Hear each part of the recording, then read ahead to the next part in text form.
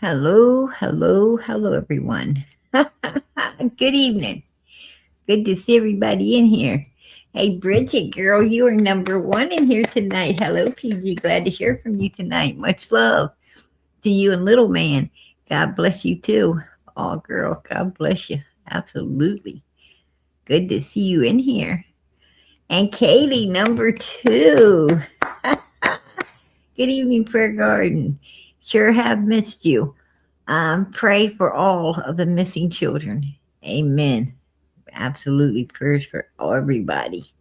God bless. You number two, girl. Number two. And Lisa, number three. Hey, PG. Much love, beautiful lady. Much love to you, sweetie. Good to see you in here. God bless. And Miss Justice, number four. All right. Much love, PG. Prayers, love, and justice for summer. Amen. God bless. All right, let's see who else we got in here tonight. Hey, Whoopi, how you doing, Teddy? Oh, that's beautiful. Absolutely beautiful for summer. And Gemini, how you doing? Purple hearts. Go up for summer moon, Utah Wells. Amen. We love you. Absolutely. Hey, Linda. How you doing, sweetie? Good to see you. Texas Blue 22. Good to see everybody in here tonight. Hey, Lynn, how you doing? Spread love. There you are, girl. Mama 3. Don't want to miss anybody tonight. Hey, Deputy Sheriff. Much love. God bless. Good to see you. Hey, Tammy. Good to see you, sweetie. God bless. Minnie Pearl. I love that name. I love that name, girl. Hey, everyone. Hey, hey, hey to you, sweetie. Oh, Bridget, that is beautiful. You guys are so kind to one another. I love coming in here. It lets me know there's still good people in this world. Hey, everybody. Hope everyone is doing good and had a great day. Love all. Hey, we love you too, girl. You know it. Keep on, mama. Abby, Crystal. Let me see. Hi, Race in the Boondocks. How you doing tonight? Good to see you. Oh, Mama 3. Absolutely. Absolutely. Oh, I appreciate that, Miss Justice. I really appreciate that. Please remember to like, subscribe, share, hit the bell for all notifications. Absolutely. All right. I think I'm at the bottom. Oh, Deputy Sheriff, that is beautiful. Oh, Teddy. He said hello, Deputy Sheriff. Amen. Amen. No summer, no peace. That is the truth. That is the truth. There's a lot going on. A lot going on, right? I guess Chris M didn't give Ziggy and Fred the attention they were seeking. Right? They didn't get the attention they were seeking. Anyhow, yeah. And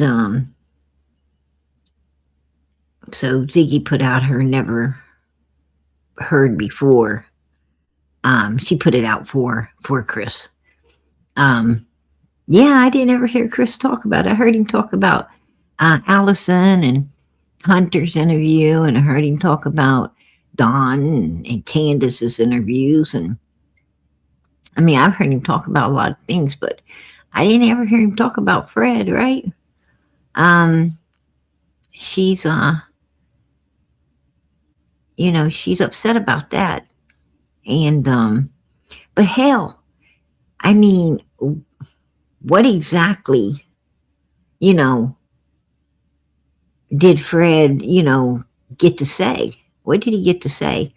I mean, I was listening to, I'm going to tell you, oh God, it's almost as hard to listen to them as it is to listen to Jody Sue, right? I mean, um, I don't know. I might rather listen to Jody Sue, to be honest. But you know, sometimes Jody Sue talks plain as day, right? Sometimes it's rah, rah, rah, rah, like Charlie Brown, teacher on Charlie Brown. But you know, that's when you want to listen, because usually when Jody Sue's talking like that, she's about to tell some shit, um, some good shit, and so you want to listen up. But um, yeah, it was hard listening to that interview with, and I'm sure it was hard for Chris, to be honest with you, to do that interview and listen to himself. I mean, Ziggy kept coming in on it, right? She's like, um, oh, and tell him about this, and oh, tell him about that, and oh, shut the hell up, Ziggy. Get your 5 minutes of fame somewhere else. He's not talking to you. This is an A and B conversation. See yourself the fuck out, right? And I mean, Chris was trying to be really patient, really nice, and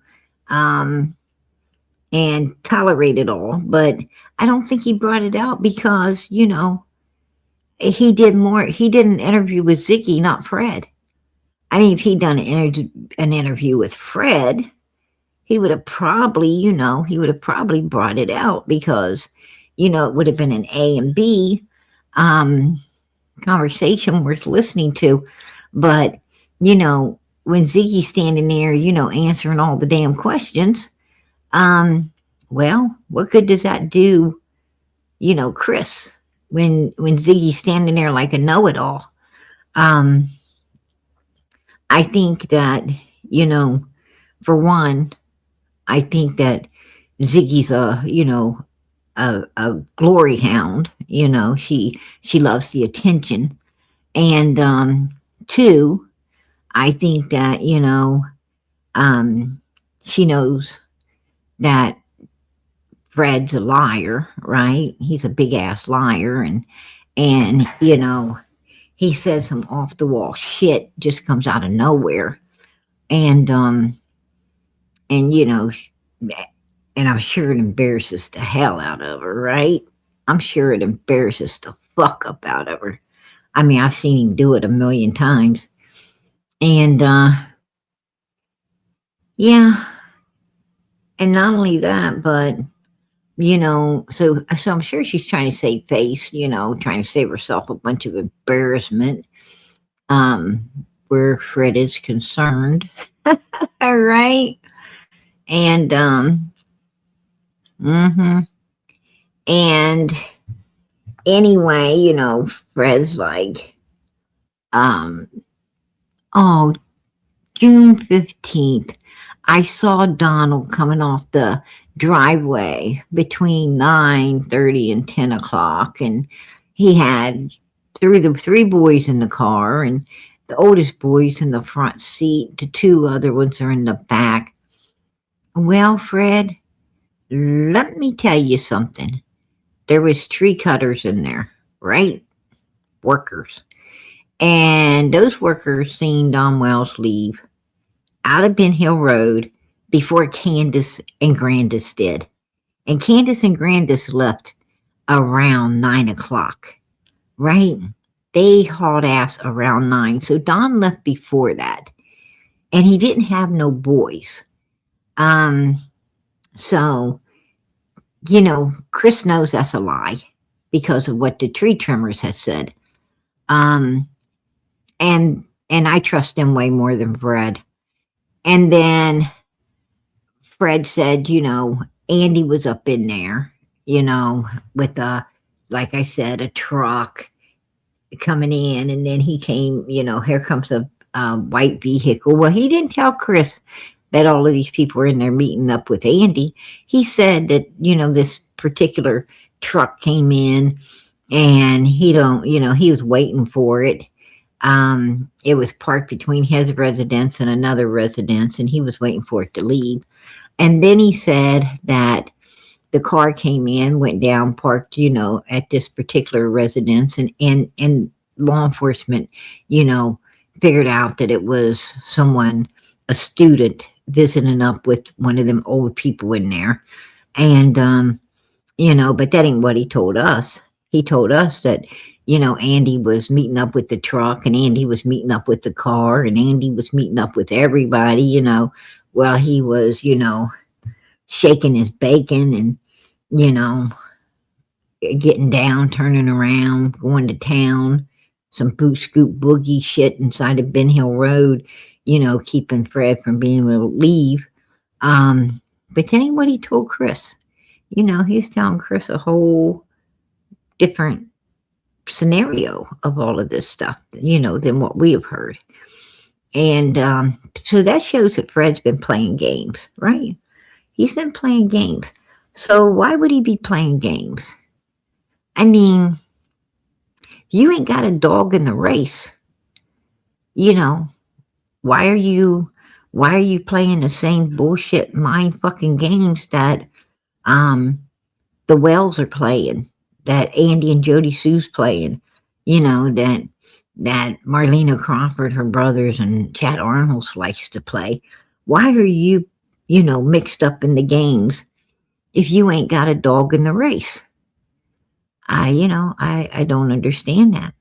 And then you said that, he told Chris that, he did go out of the holler earlier in the morning when he saw Don, and Don had followed him out onto Beach Creek, and he was going to get some cigarettes, some smokes, and he had returned back around, somewhere between 10:30 and 11, because he had stopped by someone's place, to drop off some stuff. He was delivering packages, to different people there in the area, and I guess hanging out and telling them probably all the same lies they've heard before, and give them a good laugh. Oh, you know how Fred is. Fred is Fred. And then he says he goes back into Ben Hill Road, and he doesn't mention Laura. He doesn't mention where Laura is during all this, traveling. And then he said he gets back into Ben Hill Road, and that's when he sees these big vehicles coming in, right? A big truck, and then he sees a car, and then he sees, he didn't say, I don't think I heard him say anything about seeing Andy. He said he saw Andy at a gas station, right? Well, he was stopped at a gas station. He said that he went back out and was delivering more packages, and met up with, he had planned to scrap cars that day, but it just wasn't in the cards, right? It wasn't in the cards. And so he went out delivering packages, and then he met up with, one of the locals that had a motorcycle, and the guy wanted Fred to work on his motorcycle. I find that hard to fucking believe that somebody would want Fred to work on anything. But he said, that this guy trusted him, wanted him to work on his motorcycle.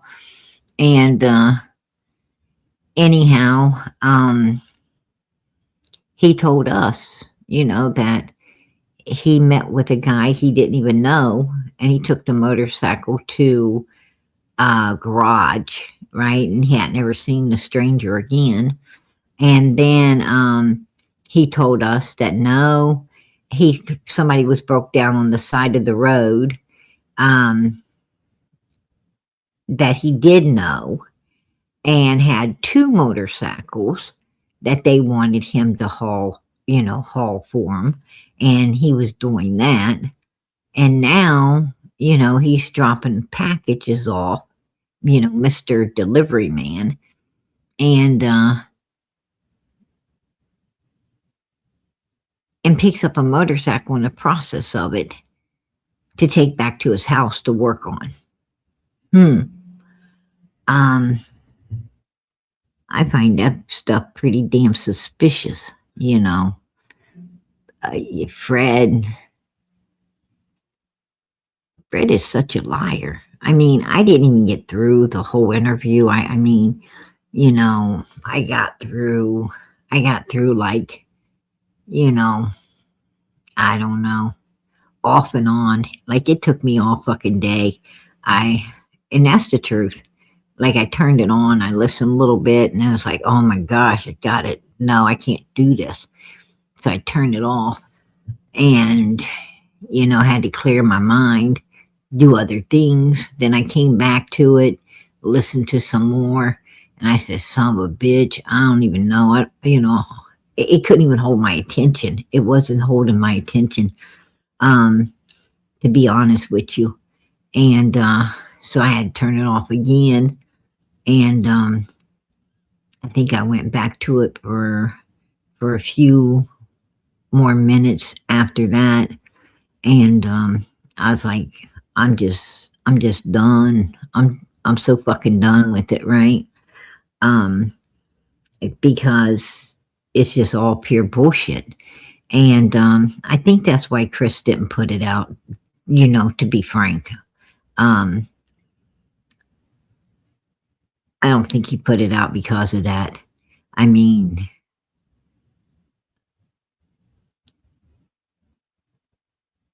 like Fred's like, I'm not going to lie to you. I'm going to be honest.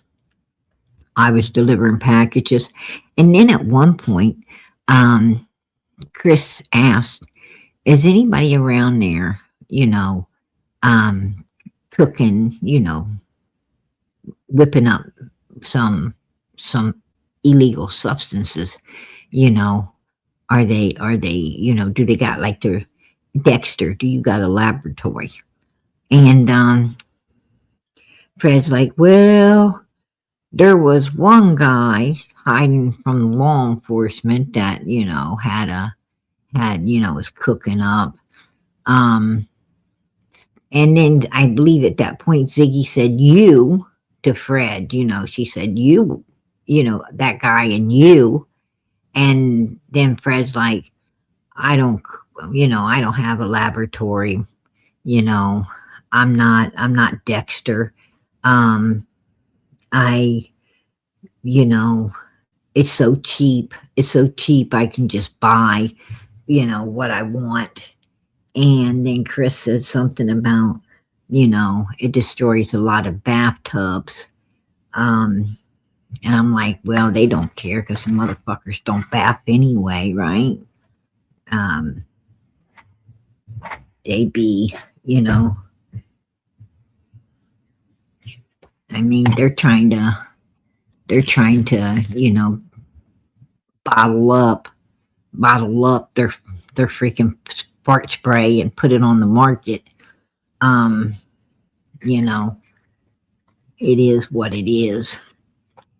So why do they care, if hell, the last bathtub I seen up there was out in the damn yard. Matter of fact, there was a bathtub out in the yard at the wells, and there's a mother freaking bathtub, I believe, in the yard at Andy's. What the hell's up with these people in a bathtub in the yard? Like, that's so fucking weird, right? Let's just put a bathtub in the yard.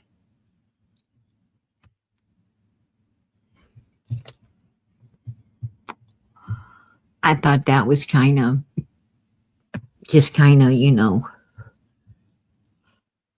strange that they would,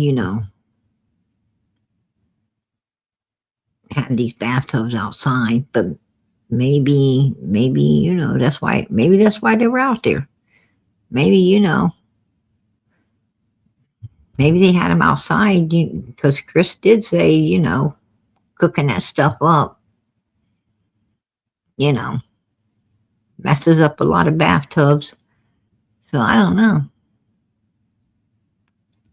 I mean, I think that's what Fred got put in jail for was, being a chef, right? He's supposed to have been being a chef. He was supposed to be, a little Dexter up there, hiding up in those ball-headed trees when law enforcement pulled up and said, Fred, we see you, you know, you're not hiding, dude. The trees are all,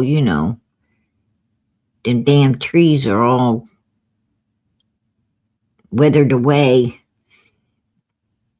They ain't got no leaves, right? They ain't got nothing on them. Like all you got up there is a bunch of telephone poles, dude, and your laboratory is way too big to hide behind a telephone pole. We see what you're doing.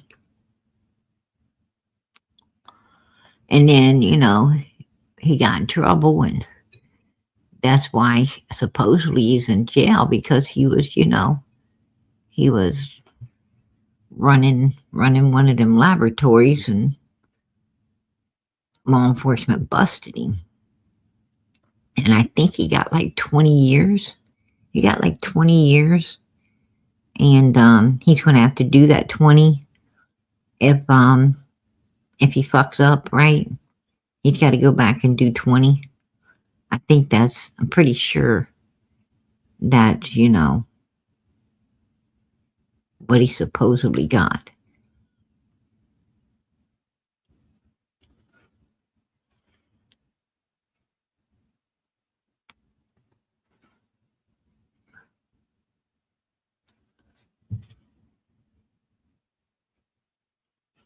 Oh, you're telling me second to none.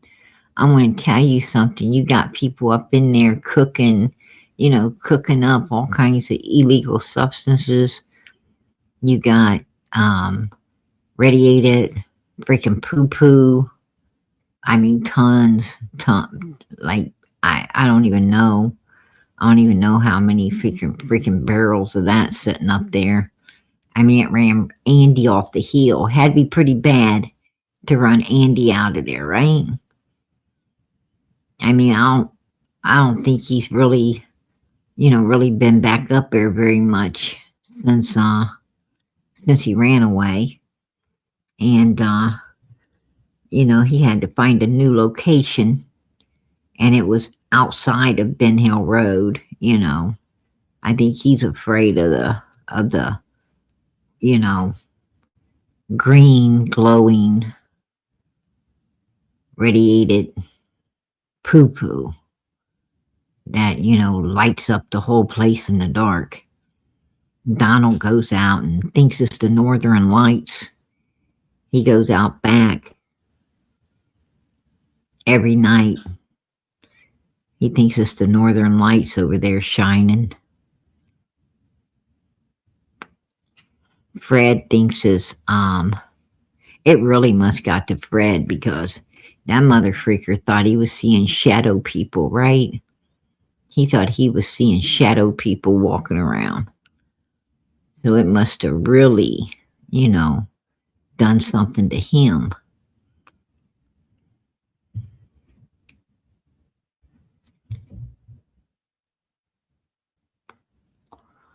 I don't know.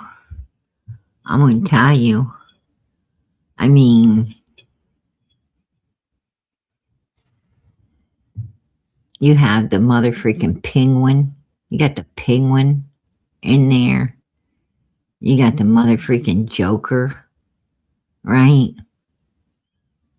You got freaking Catwoman. You got all kinds of, it's like a mother freaking comic book up in there. Only problem is there's no heroes, right? There's no Batmans. There's no Robins. There's no freaking, superheroes up in there. It's just all the damn villains All the villains living up in there. Bunch of weirdos.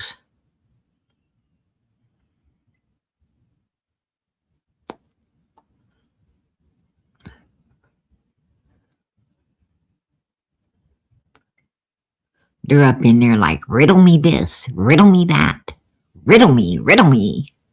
It's like, what the fuck? What the hell you even talking about? You talking fucking riddles.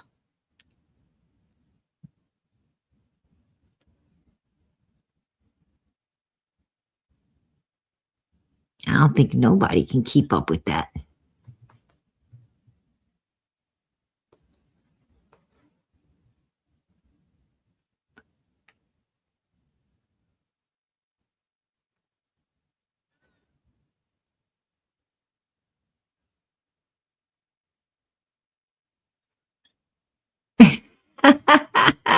Ninja Turtles and trees. I want to tell you, Fred wasn't seeing no Ninja Turtles. He was seeing like giant freaking, he was seeing giant freaking apes running in and out of the woods, and he was seeing, shadow people walking around, and that's just weird shit. It's like, whoa. Unbelievable.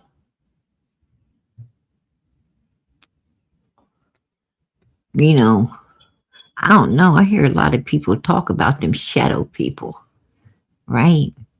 I hear a lot of people talk about shadow people. I'm like, wow. That one lady, fuck, I can't remember her name. I guess that's how much I cared. Anyway, she was talking about shadow people, walking around and moving shit and doing stuff. I'm like, whoa, you're fucking weird. What the hell you be talking about? I don't even want to fucking talk to people like that. It's like all hell to the no.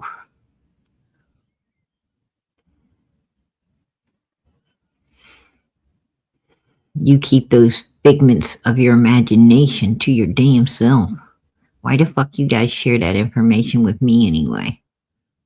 I don't want to hear about that shit. And I certainly don't want to hear about it if it's moving shit around. Right? It's bad enough. It's bad enough. Like, Fred, do you see that shadow person peeking at you? Look over there, Don. Do you see them? They're peeking at you. They're looking at you right now. Where? Over there, right there. No, he just moved over there. No, dude, that way. Quit looking this way. He's that way. Don't you see him? Don's like, motherfucker, I don't see shit. What the hell you talking about? What the fuck you gone? How come you ain't sharing that shit with me? All right.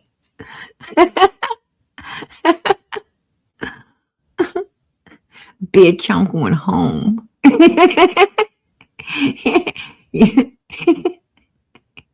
You got shit that good and you ain't sharing it. I'm going home.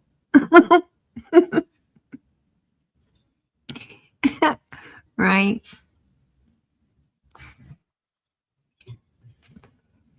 And that's their conversations for real.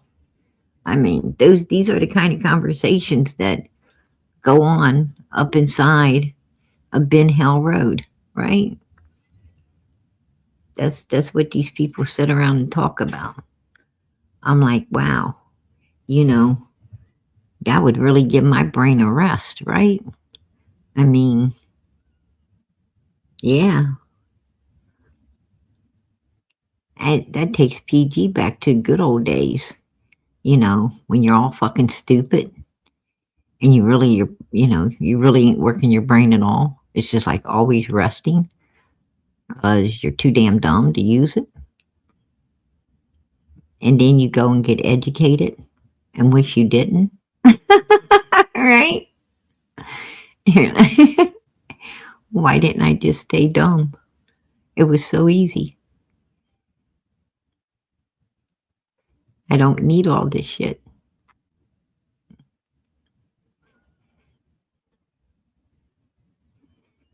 Right? Exactly, Kaylee. I'm gonna tell you, they must like, yeah, it's beyond chronic, right?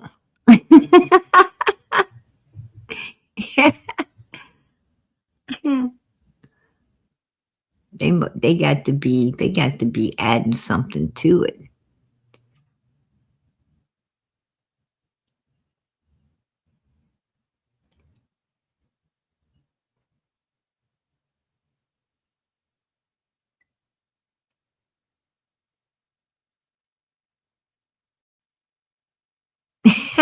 It was free. Right? Sweetie, just chilling as the world turns. Oh my gosh.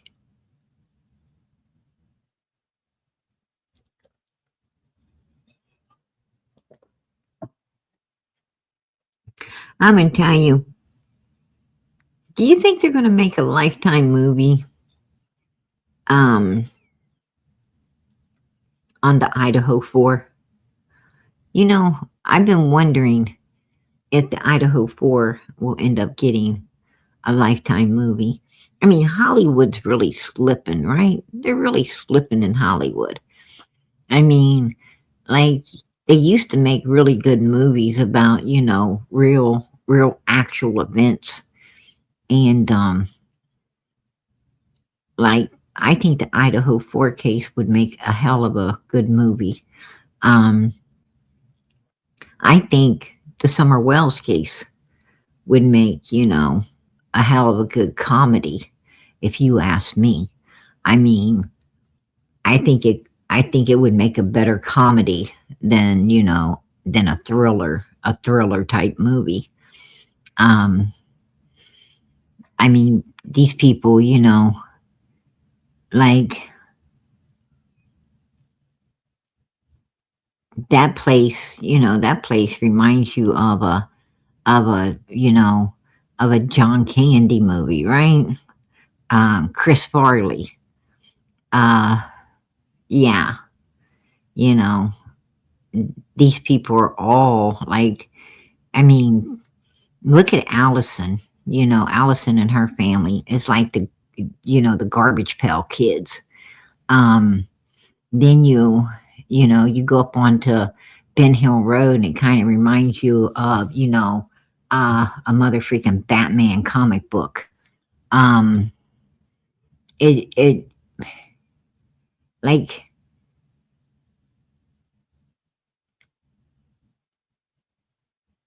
you can't hardly believe. It's hard, I know that Summer's missing. I understand completely that, there's an innocent 5-year-old little girl out there needing to be found, brought home, and justice served. But it's hard to believe, you know, um, that this case is even real. I mean, I promise you, if, you know, if someone came out tomorrow and said, this was all staged, you know, um, for the true crime YouTube community, it's all staged up to see how this community would act. Um, I think I might believe it. I really, truly think might believe it. Um, because it's really hard to believe that, that you got this many people involved in a little girl's missing case that, you know, they just all look so unreal, right? They all of them look so damn unreal. Um, but to be honest with you, the true crime community kind of looks unreal as well. Um, I was really shocked to find out that, most of the people um, out here in the most of the creators, not the chat, not the supporters, but the creators themselves. I was really shocked to find that so many of these creators, were low life, uneducated, fucking weirdos, right? Um, like Benny Keys, like Cher, you know, like Crystal, just, like Day Day, just real mental cases, trying to gaslight people into believing that they actually care for something other than their self. It's unbelievable. They basically they think if they talk, you know, like they know what they're talking about, they're able to, gaslight and snowball people into believing their bullshit.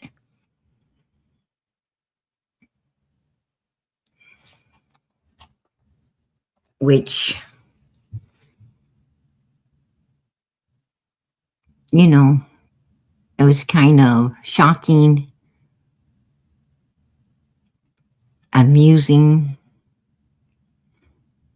and unbelieving all at the same time.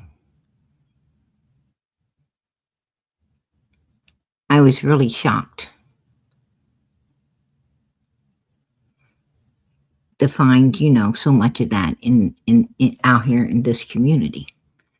I think more shocked that people supported it, like Ziggy, people supporting it.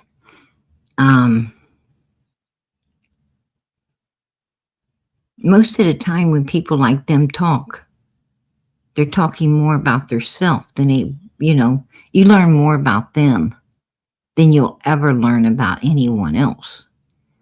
And because they don't know anything other than who they truly are. And they try to project that image onto other people, which is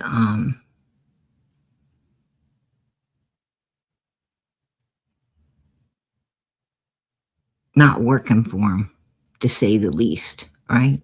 It don't work for them. But Fred didn't get no attention because Ziggy wouldn't shut up and let Chris and Fred have a one-on-one conversation. And I didn't understand that. I didn't, I mean, what the hell is her problem? I don't know.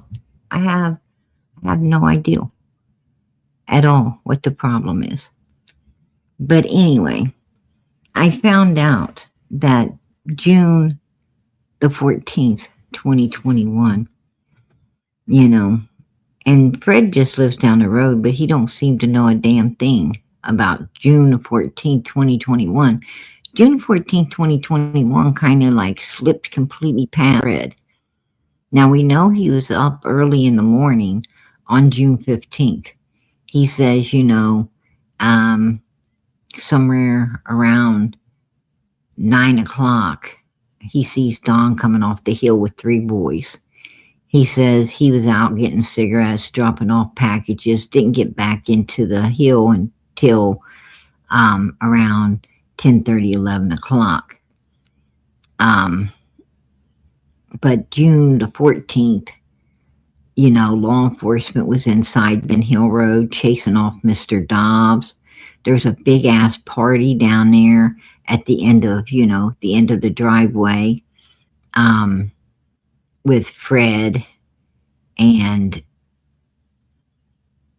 well, no, I'm not sure Fred was there, but I do know that Don, Candace Grandis, the kids, Andy, Jody Sue, their kids, I know all of them were down there on the road making a shit ton of fucking noise.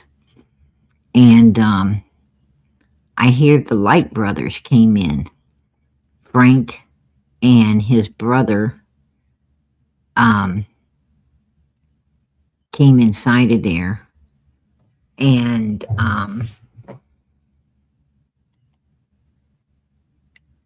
now Frank is the one. Frank Light is the one that gets in trouble all the time. He's the one that had to start living with Grady because um, his uncle, because, he just didn't seem to be able to get or maintain anything for himself. Now, his brother, Rodger, um, he's the one that owns horses and seems to, have a life that Frank can't seem to master or maintain or get anywhere close to. And so Frank just bounces around wherever, but his uncle, was trying to keep a really good eye on him because every time something happens, Frank's one of the first people law enforcement starts looking for because I guess he's that bad, right? He's that bad. And, hopefully he's getting better with, as people get older, sometimes they get better, sometimes they don't. Um, he might be a loser his whole life. I don't know. Hopefully not, but probably will be a loser his whole life. His brother, on the other hand, unlike Frank, he tries to keep his nose clean and do whatever, it takes to maintain things. But long story short, they decided to go for a horse ride on the 14th of June, the evening of June 14th. And they went down into Ben Hill Road. As they join the party, they take note that Summer is there. And she's dirty, very dirty. And him and Frank and Rodger had a conversation later, after they left. They had a conversation later about Summer being, bald headed, having no hair. They were discussing between themselves why did they shave that little girl's head like that. That was weird.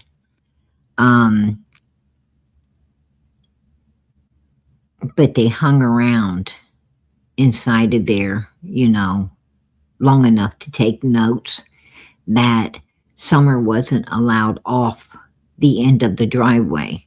She wasn't out in the road. She, was at the end of the driveway, stayed at the end of the driveway, running around in that area, and did not, it's like she knew better than to go into the road. The boys were running everywhere. Unlike Summer, the boys were out in the road. The boys were across the road, out in the road. They were everywhere. Summer seemed to be confined, like there was a line drawn for her.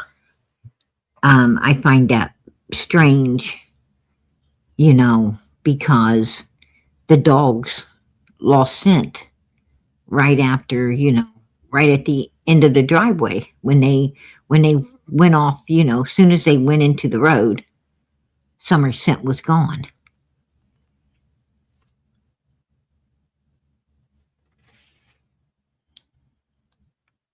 It's almost, and even they felt that that was strange that she wasn't coming into the road with the rest of the kids, seeing the rest of the kids were running all over the place.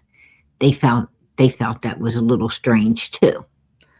Um, but they said, she was very, very unkept, super, super dirty. Now, Don and Candace and Grandis, Jody Sue and Andy, none of them mentioned the Light brothers had been inside of Ben Hill Road on June 14th when they were having their little, you know, party down there before they went looking for Jackie Dobbs. I, I find that, you know, kind of weird that they didn't mention anything about, the Light brothers being inside Ben Hill Road the day before with them horses. I mean, how could that escape your memory? I mean, Don and Candace, Grandis, Jody Sue, they've all been asked who was inside Ben Hill Road, right? Who had been inside there recently? Who from the outside came inside? Well, the Lights are outside of Ben Hill Road. They're not inside. And I just find it funny that, they failed to mention this. As you can see, there's Beach Creek Road, and Light Road is right off of Beach Creek right there, right?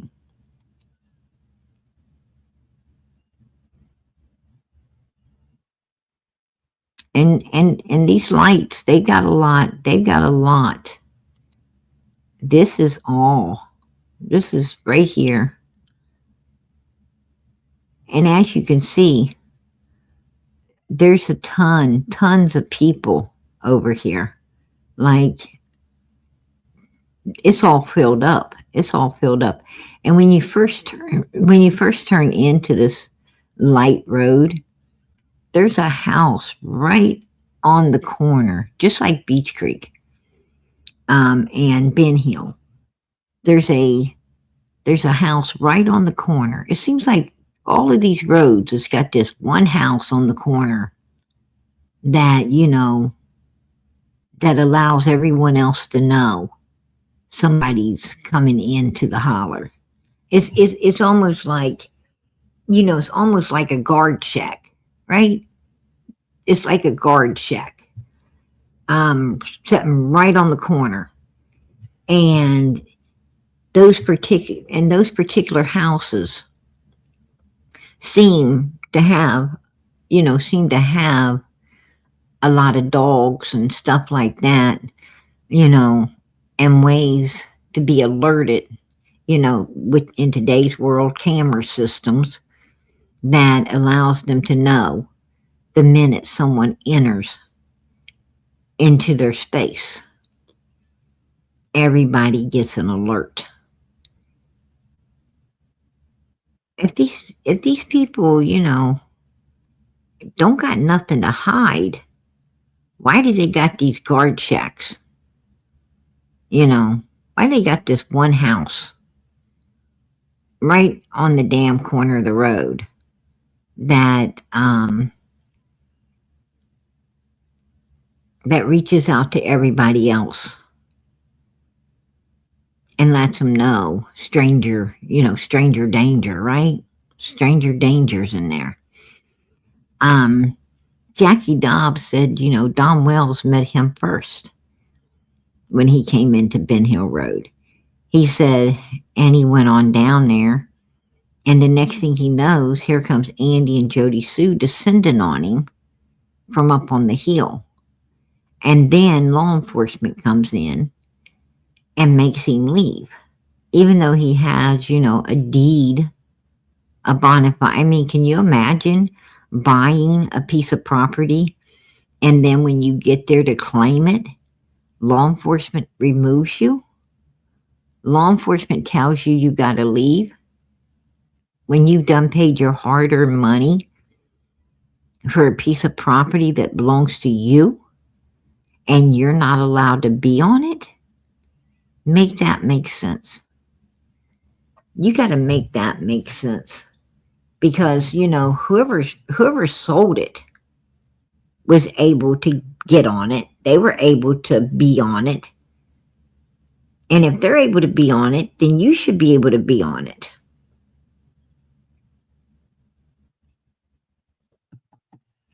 That's what makes me think that law enforcement, Tennessee law enforcement there in Rogersville, Hawkins County, it makes me,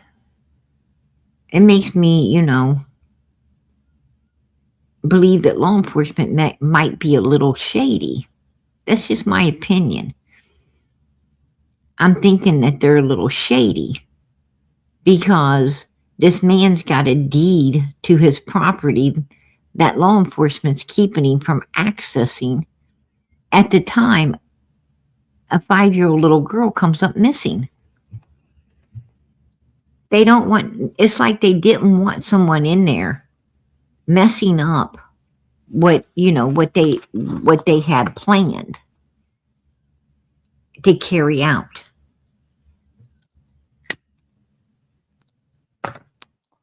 They didn't want some old man's eyes watching everything and being able to witness to everything he saw.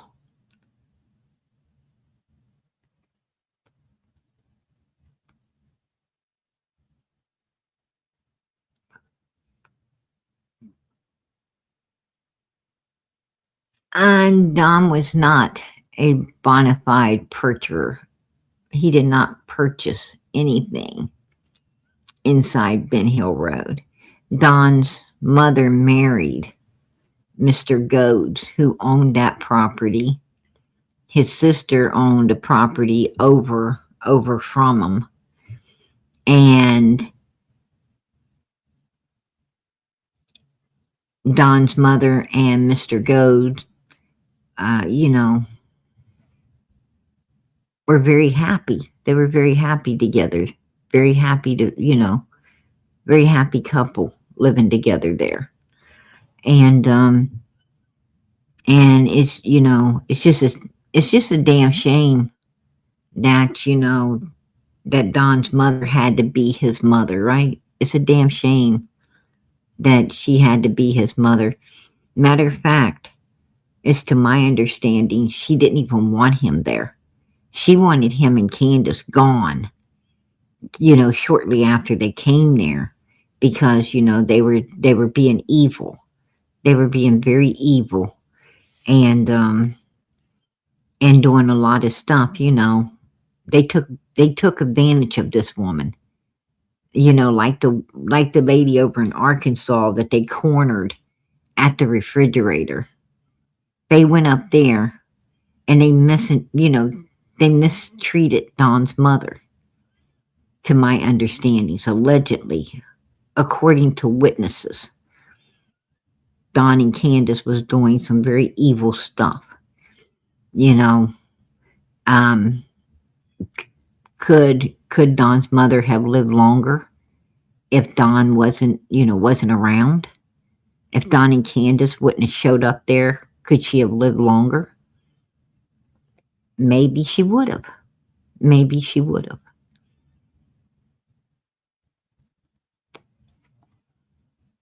I don't know. I mean, I wouldn't put it past them to help her, to help her along, to help her get to heaven quicker, right? I wouldn't put it past them at all. I heard they were doing I heard they was doing stuff to make her think she was, that she was, not right in the head. Like they would be outside making noises and doing stuff, to like try to scare her, to try to make her feel, like she wasn't normal and stuff like that. I heard if she asked Don to turn the music down, he would turn it up louder, tell her to shut up. Um, you know, Don and Candace are people who come into your home and take it over. They do not understand boundaries. They do not understand that your home is your home. They do not understand that they are guests in your home and they need to act like guests. They need to be respectful, to your wishes and follow your rules. They come in and they literally, take over and they're dangerous. They're very dangerous. And they try to do stuff so that so they can tell law enforcement or whatever, that um they use the devil's old trick. You're cray cray. That person's cray cray. They be hearing stuff. They, no, you can't listen to them. They're old. They're, not in their right mind and all of these things, right? And they try to paint their victim. They try to paint their victim, as um mentally mentally challenged, you know, mentally disturbed, so that they can continue on with their bullshit, so they can continue on with their abuse, with their overbearing way, and you know, eventually um, doing away with you so they can have what you got. And trust me, Don and Candace ain't the only evil people in this world that try to move in on what other people have, like it's theirs. There's a lot of people who are truly mentally challenged, like Don and Candace. Those are the people who are mentally challenged. They're the ones that are mentally disturbed because they believe that they can, take what is not theirs. They believe that they have some damn right to move in and force people out of, what their hard-earned money paid for, out of what they have kept up for years and years. And they think that they can come in and just move those people right on out. They're very bold. They're very sick in the head. They're very fucked up. And this is what they do. You know, if they can. It's up to, it was up to Don's mother to say, no, you can't. It was up to Don's mother, to, like, his mother should have told him, you can't come here. His mother should have got a restraining order against him. She should have told him, if you come anywhere near here, I'm going to contact law enforcement and get you removed. I don't think his mother understood how evil and how bad Don Wells was. That's just my opinion. But the women at the church that actually was taking care of her, because Dawn and Candace wasn't, the women from the church that came and was taking care of her, um, actually said that they would bring her extra food. They would bring her food in the morning because she was sick. So they would bring her food and feed her. And then they'd bring extra, so she could have a little lunch and a little dinner. And I guess she told them that Dawn and Candace would eat it.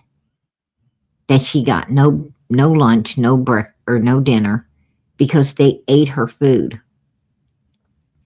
And they didn't care if she ate or not. She said they played the music really loud. And she'd ask them to turn it down and they'd turn it up and laugh. She said that she and Dawn would get very, very,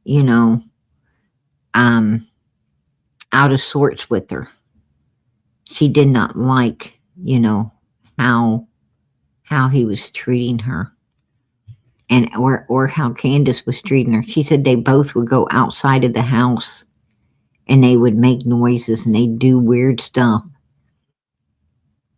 And she knew that they were, trying to mentally mess with her. And she wasn't falling for it. She told these ladies all about all, the stuff that they were doing to her, which was very sad. It was very sad.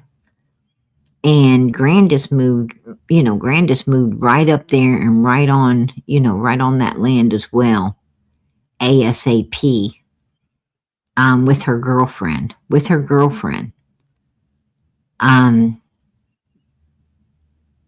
Do I think that it's a possibility that they destroyed Dawn's mother? Absolutely. I do. That's my opinion. I believe that, yes. I think Dawn had a lot of hatred for his mom, and his dad. But I think he had a lot of hatred I think he blamed his mom for, for working and allowing Mary's mother to come in. I think he's like, if you wouldn't have worked, she wouldn't have been babysitting us. And if she wasn't babysitting us, our dad wouldn't have got with her. And if he wouldn't have got with her, then, I would have had a better life. I would have had more stuff. I would have, everything would have been, left to me and my sisters and not a bunch of outsiders that was no family to us at all. I think Don had some real hate, for his mom, in my opinion. That's just my opinion.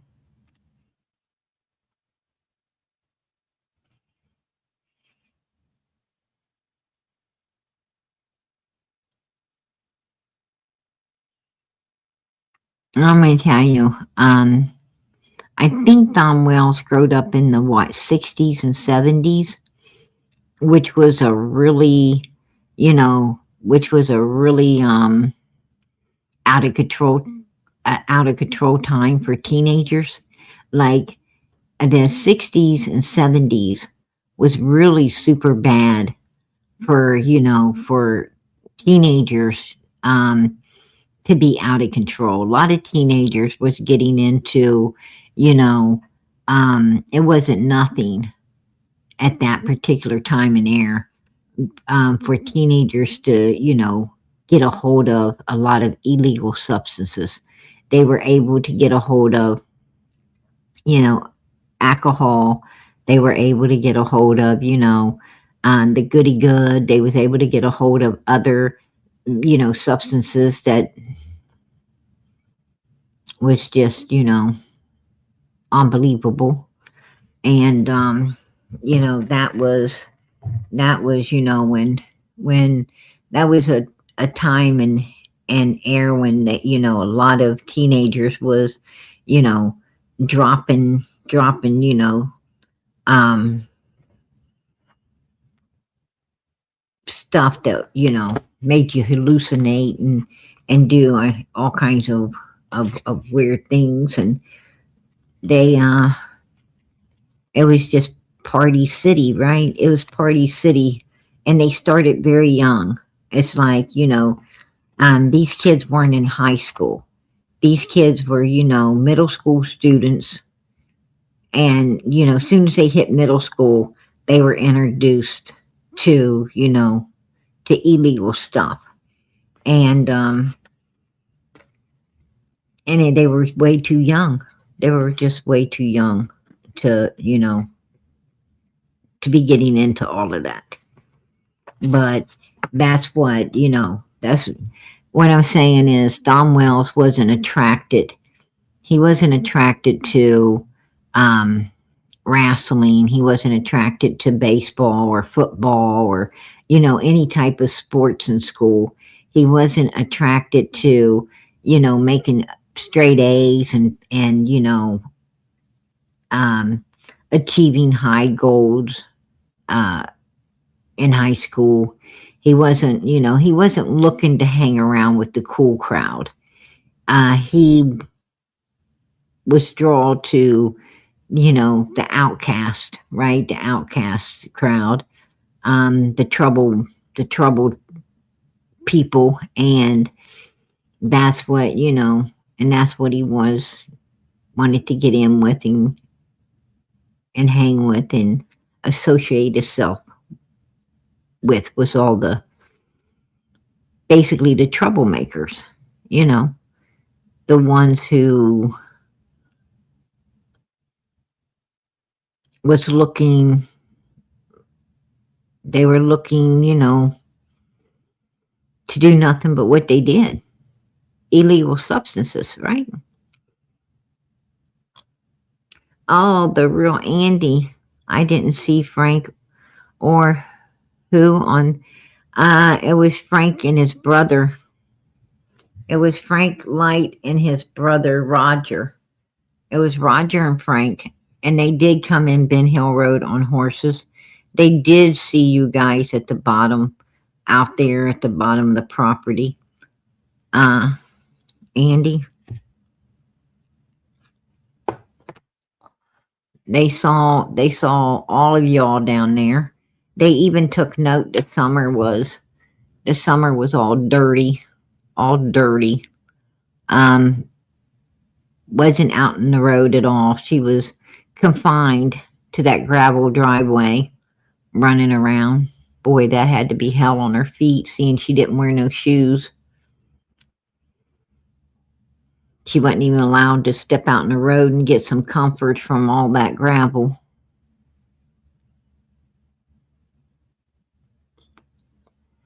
Didn't see not one on the 14th. Well, they saw you. I don't know if you've seen them, but they saw you. They saw Summer. They saw all the kids. You were down there. You was down there. You and Jody Sue, your kids, Dom Wells, Grandis, Candace, their kids.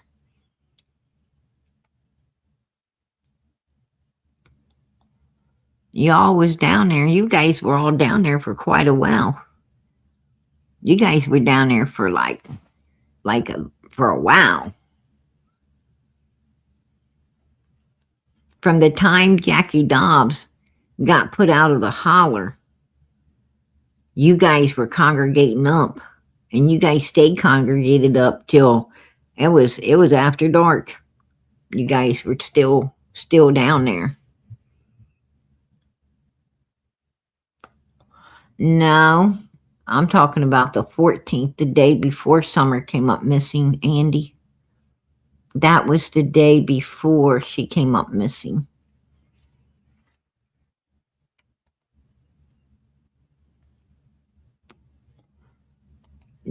The evening and night of the 14th, yes. It's the 14th, not the 15th. It was on the 14th. The day before Summer went missing. Hey, Andy, are you guys still stocking up Morrison Cemetery? You guys still stocking up that grave?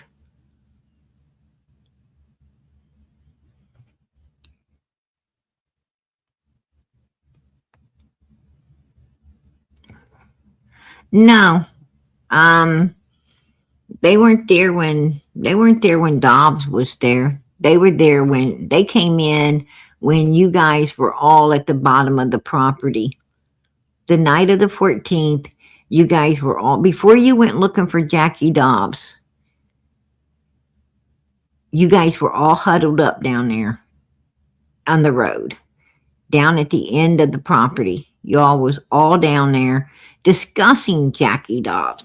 You guys were all down there discussing Jackie Dobbs. Frank and his brother came in and was taking notes. Was taking notes. Actually, they was wondering, one, why you guys were all huddled up. Then they was wondering why Summer's hair was shaved bald. Then they was wondering why she was so filthy and dirty and so unkempt. And he also wondered why she was confined to that driveway when everybody else was running around in the road.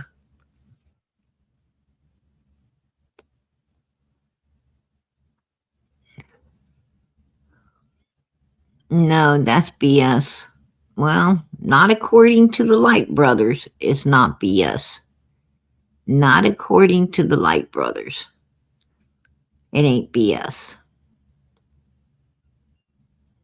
Yeah, she was dirty and she was bald. Yes, absolutely. Our bucket list has holes. Dirty and bald. And they was, they was wondering what the hell was going on there. The brothers all had hair, but Summer didn't.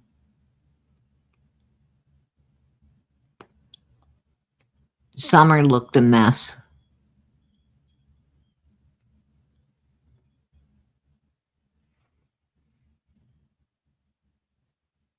Yeah, absolutely. Someone brought it to my attention. I decided to look into it. I decided to look into it, and the story does check out. The story does check out.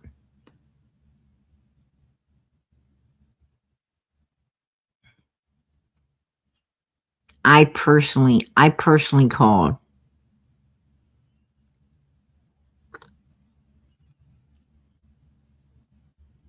I personally myself called the Light family. Absolutely.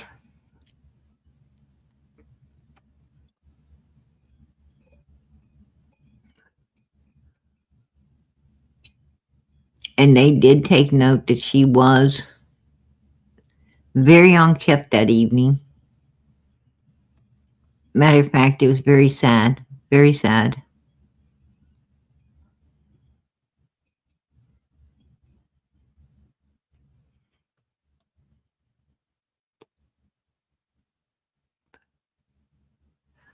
Um, Andy's son was down there too. Andy's son, Andy, Jody Sue, their daughter, the Wells boys, Summer, Don Candace Grandis. Now, I don't know if Fred Hill was down. I would expect that Fred would have heard all the commotion and would have been, out in the road looking down that way. I would suspect that Fred would have knew that all these people was, especially with law enforcement inside the road. I would think Fred would have, word would have got to Fred about law enforcement. But Fred ain't talking nothing about the 14th. They just all want to talk about the 15th. They want to talk about the day the Summer came up missing. missing. They don't want to talk about the day before. They don't want to talk about the day before when Don Wells fired, when he fired his co-worker to blame everything on, when he tried to put an innocent man in prison. They don't want to talk about when they went out looking for Jackie Dobbs, for no fucking reason. For no fucking reason. They just went out looking for an old man. An old man that, a freaking old man that probably has to strain the freaking farthest dust out. Right? They more than likely, couldn't make it up a damn hill. He'd have to have a 4-wheel drive to get up there. If you ask me, I seen Jackie Dobbs. And Jackie Dobbs looked like that, he looked like his ass was wore out, to be honest with you. This motherfreaker is not going to be able to chase down, he's not going to be able to chase down shit. For real. He's one of those people, that you run like, 10 steps and watch him try to run and pant and, and have to sit down. And then you run, he'll, after he rests a minute, he'll look up and, maybe try to give it a go again. And you hustle a few steps back and here he comes, and it's just like a fucking game. Cause old boy ain't gonna be able to catch your ass. You're gonna fucking fall over before he ever catches you. He's just wore out. Why the hell would you guys go looking? You guys, like Andy's a young middle-aged ass man. Why in the hell would he go looking for an old ass, worn out, has been old man? Why would you do that? Why would you do that? Why would you go looking for an old man? Why was you stalking people up over at the Morrison Cemetery, Timothy Morrison's grave? Why was you doing that? And why in the hell would Chad Arnold call you and let you know that my friend was out there looking for Timothy's grave? What the fuck was that all about? Y'all just weird. Y'all just fucking weird, Andy. Y'all got a dog in this race. You got a dog in this race. Where's Summer? That's what the fuck I want to know. Where is Summer, Andy? Why don't you tell the truth and shame the devil? Why don't you try to save your soul? How about that? Why don't you try to save your soul from the depths of fucking hell? Why don't you do that? Why don't you give this little girl a break? Let her be found, brought home, and some justice served on her behalf. Oh, because it might be justice served on you? And you can't have that? You can't have that? Yeah, your scorned old lady done told about you and your substance, sis, that you was over there giving to Candace to sedate those little girls so everybody could be touched. We already know about that. Your scorned ass woman that you didn't ever marry, 2 kids, didn't ever marry her. And then you haul ass. You haul ass like a bat out of fucking hell. As soon as Summer comes up missing, you haul ass like a bat out of hell and marry up some other woman. Right? And try to act like you're holier than thou now.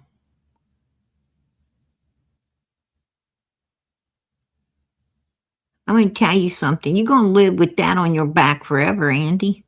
You're going to live with that little 5-year-old girl, that poor little bald-headed, blue-eyed child that got treated so horribly. You're going to live with that on your fucking back forever. It's probably going to drag you into Hades one day. When it's your time to go, you're going to meet your maker. You're going to meet God. You're going to want into that paradise. You're going to want into heaven. You know the problem with people like you? You want to go to heaven, but you don't want to do what it takes to get there. That's the problem.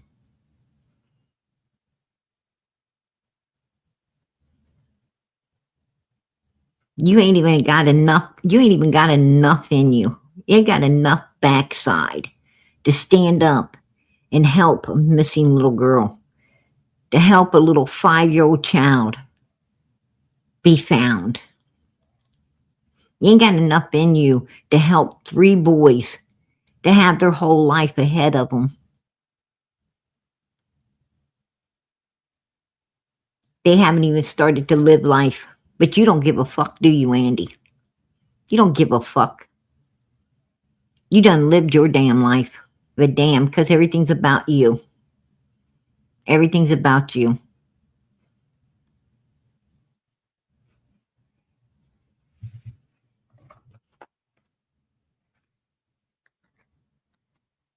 If you really was a good person, you would have married the woman that had your 2 kids. You would have stuck with the woman that stuck with your ass through hell and high water. You wouldn't have just dumped her on the side of the road for fucking something new. A younger model, right?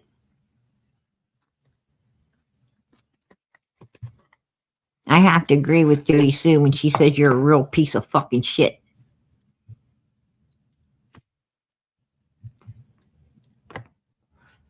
And I'm going to tell you now, your thong ain't sexy. Your fucking thong is not sexy. I don't think anything could be sexy on that ass. I saw it. I don't think anything could be sexy on that ass. Matter of fact, you're like, you got a fucking dumb lap, right? A fucking dumb lap. It done lapped over your britches. It was a horrible sight. Horrible. Took a long time for me to get that fucking picture out of my mind. I don't know why Jody Sue would want it. I'm sure she could do better.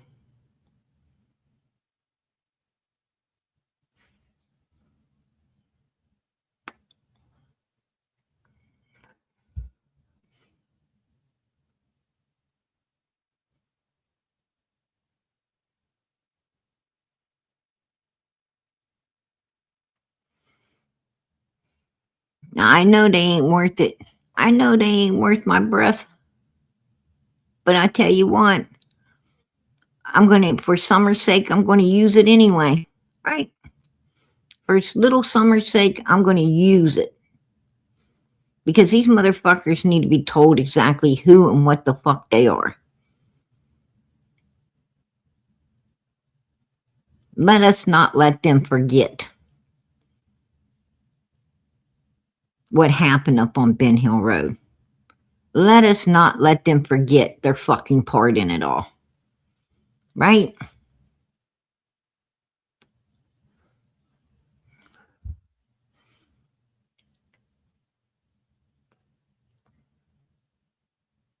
That little girl,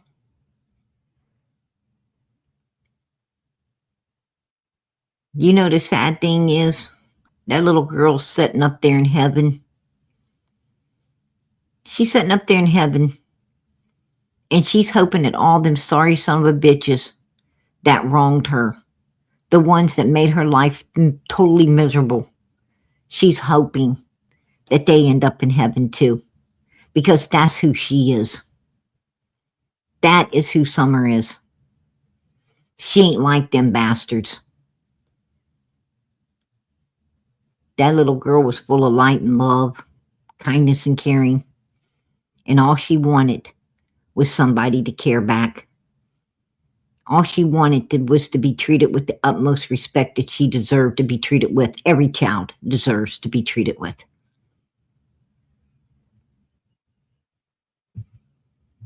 But you have these overbearing son of a bitches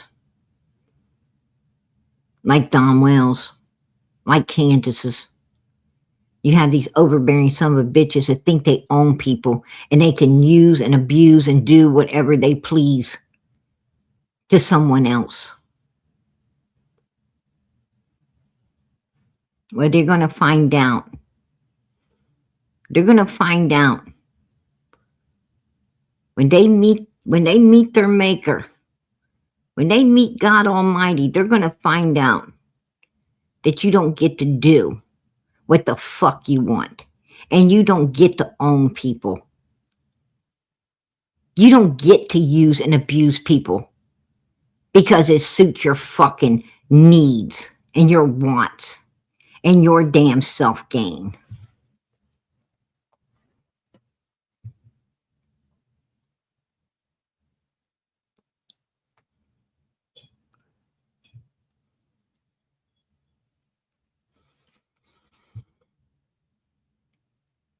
Let it be good or bad. Let it be good or let it be bad. God will measure it up and pour it back out on your ass. It's coming, baby. It's coming.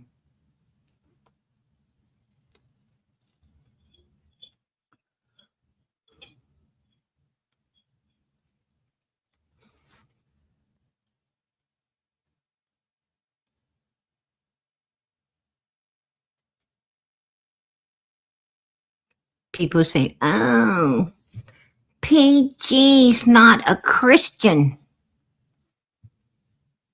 Let me tell you something. I'm not the kind of Christian that most people are used to. That's for damn sure. That's for damn sure. But you know what? I found it real hard watching people think that they could take advantage of Christians because they're Christian. And I wasn't going to be that kind of Christian. I wasn't going to be that kind of Christian that felt like I had to take everybody's fucking shit because I'm a Christian. I'm not taking their shit. And I don't think anyone should. God didn't give people a suit of armor to stand around and take somebody else's shit. He gave you that suit of armor to put on, to arm up, and shut that fucking evil down. Tell it where the hell it could go. Right back where it fucking came from.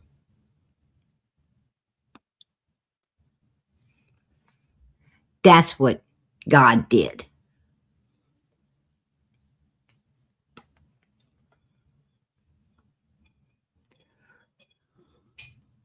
I find evil people always say, you're not a Christian. Bitch, don't tell me what the fuck I am. You don't know me like that. I'm not a Christian because I ain't letting your evil fucking ass disrespect me. And you got a problem with that.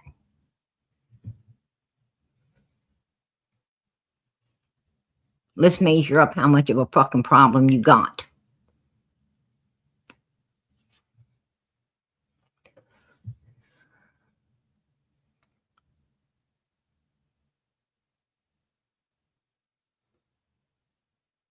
You feel froggy? Leap. Right?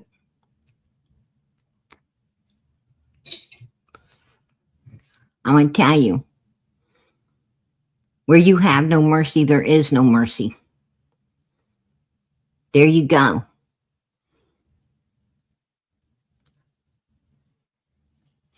Even the Bible says, those that have no mercy shall receive none.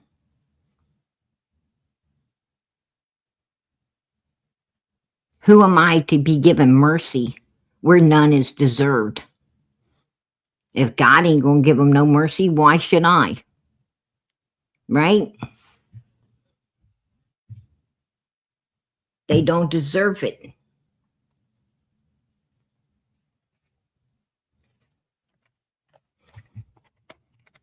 I'm a full believer that life is like a mirror. You're only going to get what you put out.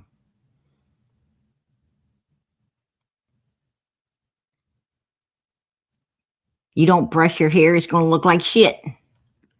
Don't brush your teeth, they're going to be ugly.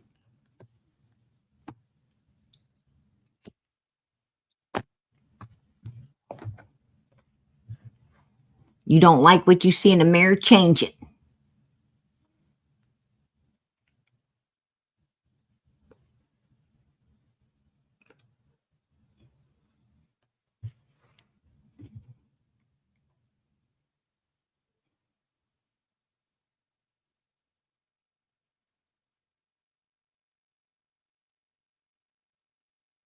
But don't tell me I'm not a Christian when you're trying to put all their ugliness off on me. Oh, hell no. Oh, hell no. Ain't gonna work. Don't try to slide your foot through my fucking door. Don't come around hollering, praise the Lord, hallelujah. Because I ain't hearing it. I ain't hearing it.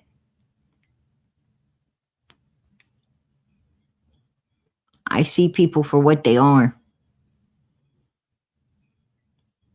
And I treat them accordingly to how they treat me.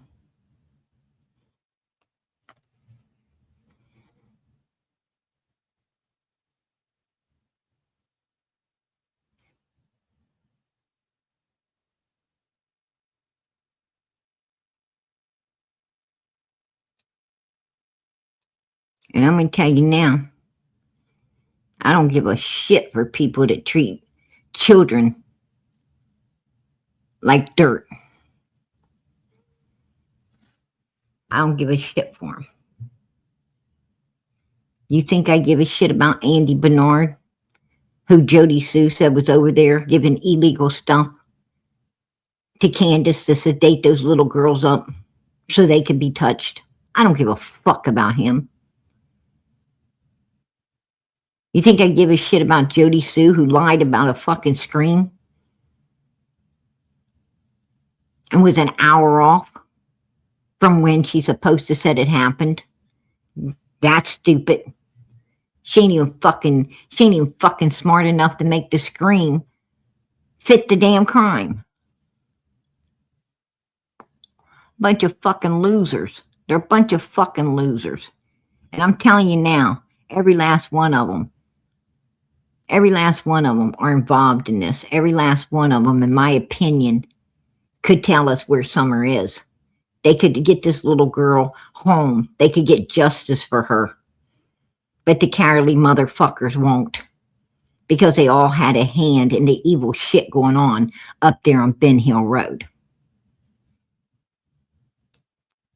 And Fred Hill ain't no damn exception. It is my opinion that he plus Roy Cotton confronted his ass about what happened to Summer Moon Utah Wells, the little girl down the road. They came up missing.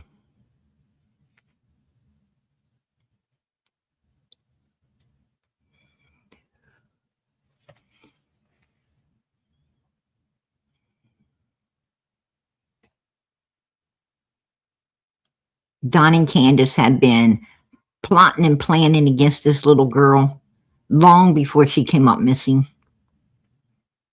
Don Wells said, in that picture, I was crying. I was telling her, I'm sorry, Summer. I'm so sorry, Summer. Because I knew she'd gonna come up missing. What you knew, you son of a bitch, was something was wrong with her, and you had to protect your own fucking ass from going to prison forever. And therefore, she had to pay the price to keep your fucking ass out of jail. Because ain't nothing scares you more than going to prison and having your freedom stripped from your ass so you can't be out here doing all your evilness. And you are fucking evil. We heard how you talked to your grandson. You're a piece of shit.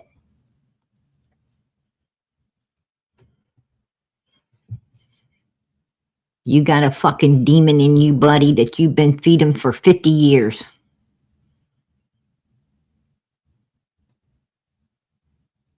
You ain't running it, it's running you. Just want you to know that.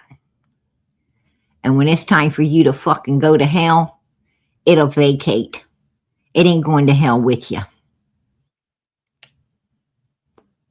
It'll meet you in hell later and remind you of all the fucking evilness that you went along with it to do.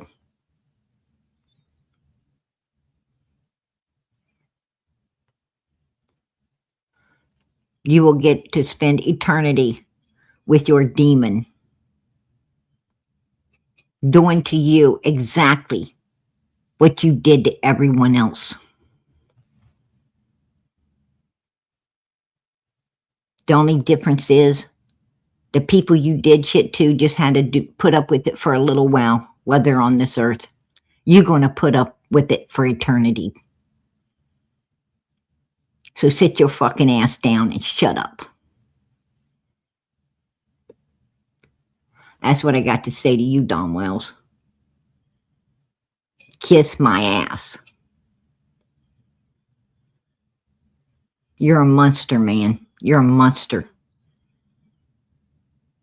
Your son looking for a forever adopted home because he doesn't want to ever come back around you or your sick old lady. Both of you mother freakers. Both of you substantiated SA charges against your own children. How fucking sick is that? How sick is that, Don Wells? How sick is that, Candace? Who in the fuck does that? Who in the fuck does that to their own babies? Who the fuck does that? You sick, psychotic son of a bitches. You're fucking nasty. And anybody that supports you can kiss my ass too. Anyone that supports you can kiss PG's ass. Because they just as fucking nasty and evil as you are. They couldn't support you at all. Anybody that's got an ounce of fucking morals would not support you dirty dogs. You sicken the fuck out of me. That's what you do. You sicken the fuck out of me. Let me say that loud and clear. Benny Keys. Let me repeat it 3 or 4 times because you know what, Benny Keys, it's worth repeating, ain't it? You're a piece of shit too. Always kissing the backside of Don Wells. Ain't your lips tired by now? Ain't your fucking lips getting tired of kissing that backside? Oh, I want to go back. I ain't in love with Candace. I'm in love with Donnie. You fucking weirdo.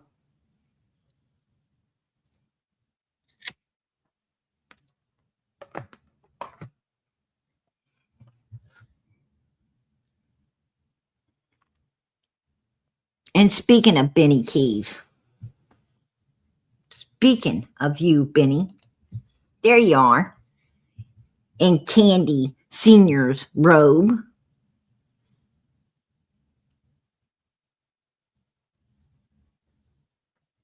Oh, better watch out, Benny.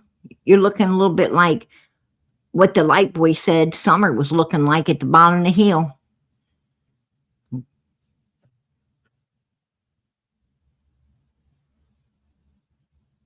And she came up missing. You seem to be looking like that right now, all puckering up and kissing Donnie's pictures with your teeth hanging out. Or is that Donald's teeth on your bed? I don't know. Maybe it's Candace's. I have no fuck. Maybe it's Grandma's. I don't know.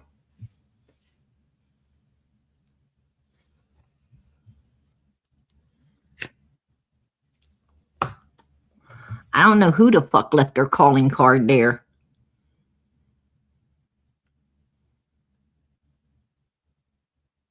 Only you would know that, Benny.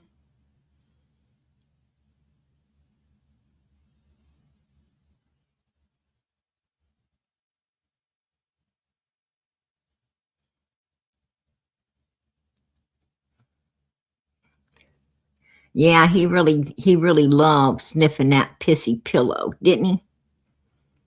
He wanted to hug it and squeeze it and love it. You won't ever be lonely, Benny. Come back to Benny Hill, where me and you can sing in the car while we're riding down the road.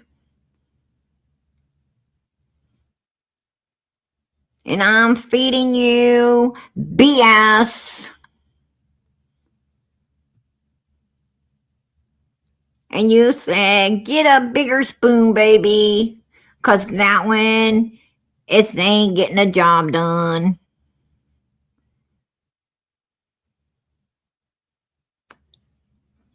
Right, Benny? Yeah, hardcore Benny. Hardcore Benny. Oh, he's a hood boy. Yeah, he's hanging with his boys. Everything was going good.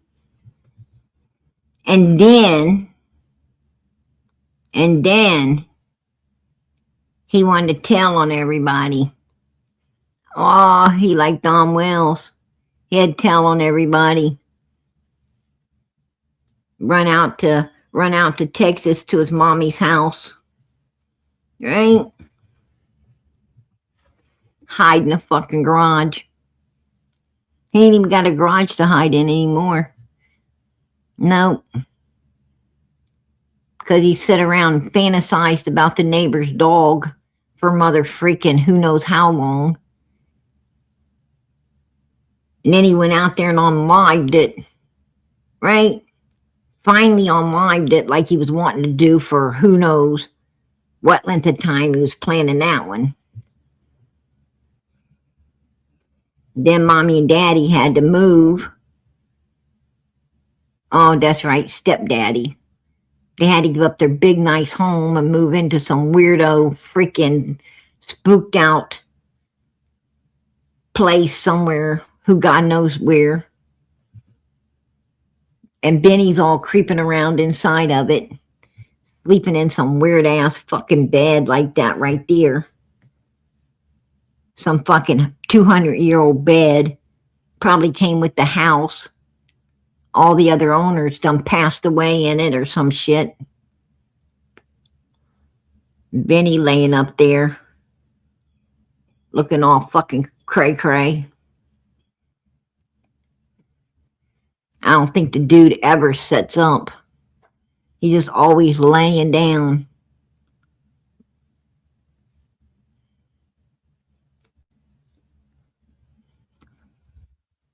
And then he tried to school everybody on YouTube and all the big views and all the bullshit.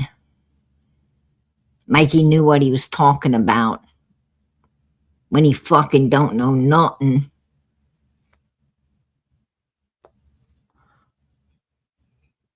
He's like, I'm just wishing that I could be a JLR. I'm just wishing that I could be a Dolly. I'm just wishing that I could be a Chris M. I'm just wishing that I could get tons of views. Like back when I had Candace and Donald and tons of people were coming to my channel and I wouldn't even let them talk about Summer. I said, no talking about Summer. You will be timed out. You will be blocked. Because I wanted to please and appease two mother freaking essayers. Right? I want to pucker up and keep those lips on the backside of them mother freakers like a big plunger. Right, Benny? That's what you wanted to do.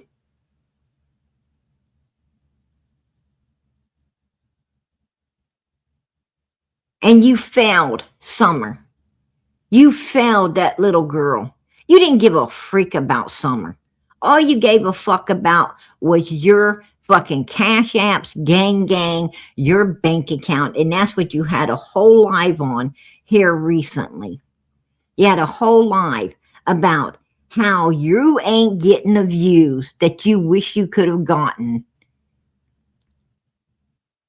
to raise your bank account. You looking for 10,000 fucking dollars worth of views. You sitting there telling those people, I want $10,000 worth of views. For what? Aiding and abetting two number one suspects that totally and utterly freaking abused, and destroyed their children in the worst fucking way that children could be destroyed? Oh, right? Really? Man, I'm gonna tell you something. You a hood rat. You ain't no fucking boy. You ain't no boy from the hood. You a fucking hood rat. That's what you are. Nobody has no respect for you in the hood. Man, you lost all of that. You lost all of that when you became a snitch. A fucking snitch to save your own ass. Won't you go visit Michigan? Won't you go up there and see the boys? I'm sure there's a few still waiting to see you. Yeah. Fucking sleazy. Skeezy and sleazy.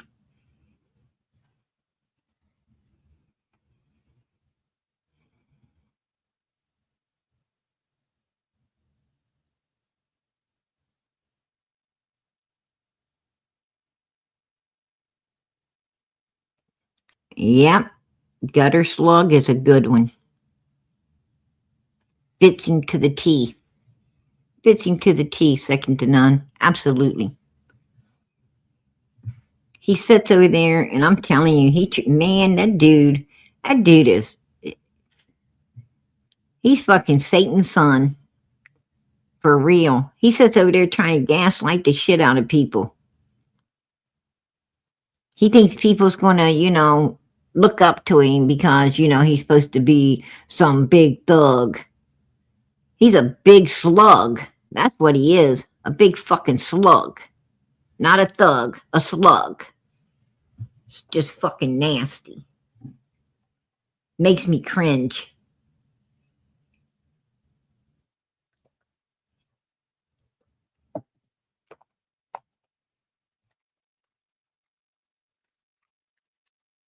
Yeah. He'd be trying to look all Amish and shit, living up in some creepy ass Victorian house, right? That's weird. And it ain't even his house.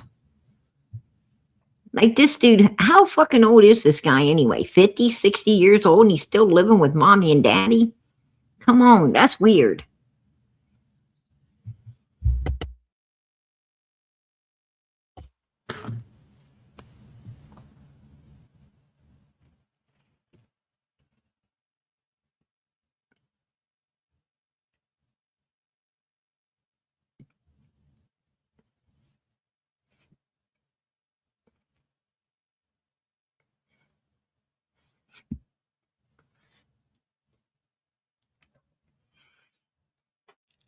Yeah, he's big jealous over Don and White Boy. Absolutely. He's older than me, Mama PG.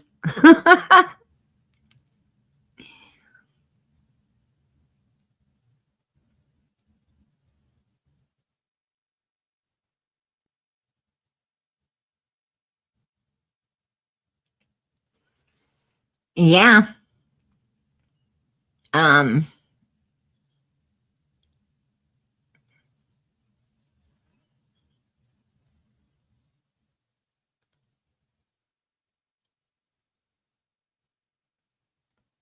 there's a big difference in you know you can't telling the truth for a 5-year-old missing little girl is not, you know that's not snitching. That's honorable to step up and speak up for a child. That's a whole different ball game.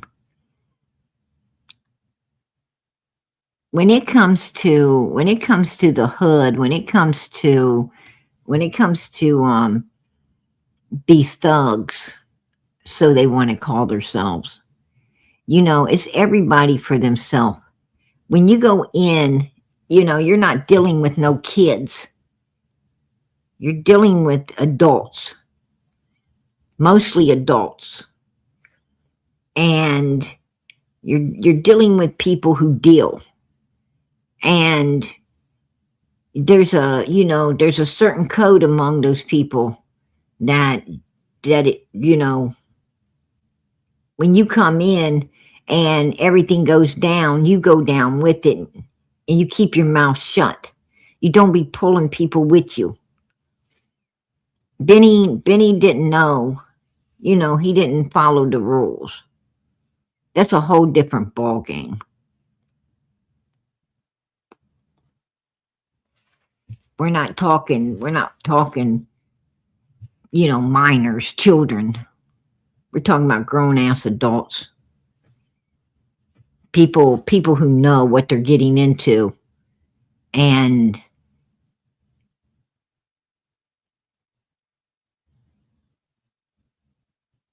turncoat on everybody.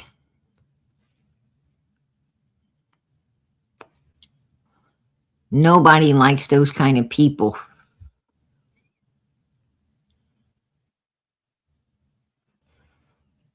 You don't want to bring someone into your home that hears everything that's going on, and then they go out and snitch.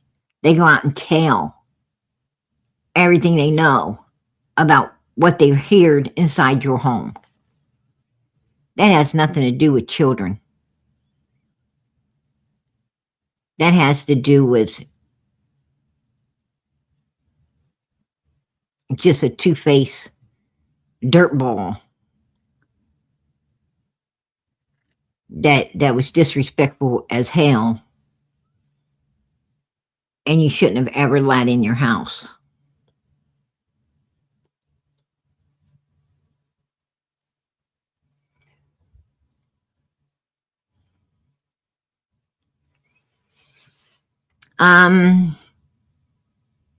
Hunter could have made a deal early on.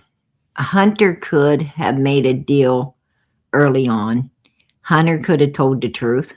Matter of fact, Hunter could have told the truth and just said he was a witness. He could have just said he was a witness to what happened. And, it was his word against Candace's. He could have said that, that after the camera went off, Candace came out into that water and, and did what she did. I mean, she was in the swimming pool, right? We all saw her in the swimming pool with Benny.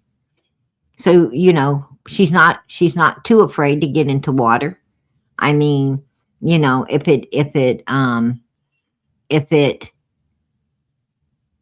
Candace would do anything if it's going to get Candace what she wants. So, Hunter could have turned the table. He could have said she came marching right on out there and did something very evil. And he was afraid to tell it. And he could have helped Summer. He could have helped that little girl get justice.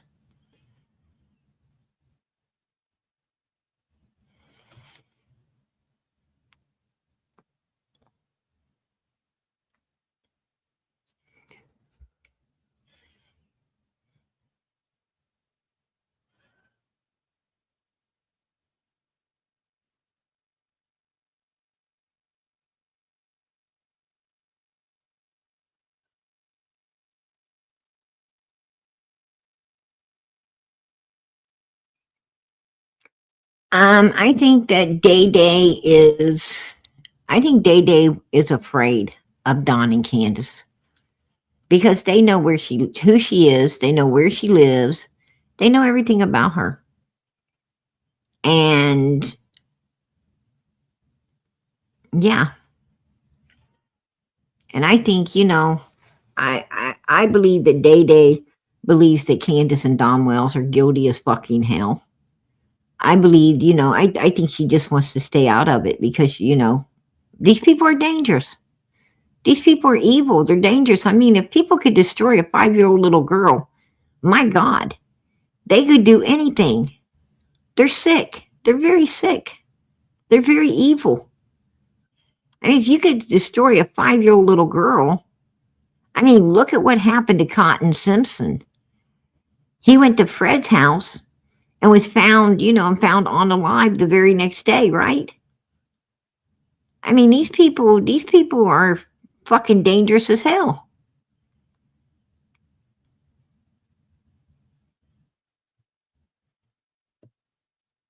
Life don't mean nothing to them. Those are those people. Those are those people that think they can use the last 5 minutes of their breath to get righteous with God. They think that they can use their last 5 minutes to get into gates of heaven when they're going to find out that they only just hit the gates of hell, right? Wide open. Um, they're very evil human beings. They're attracted to being evil.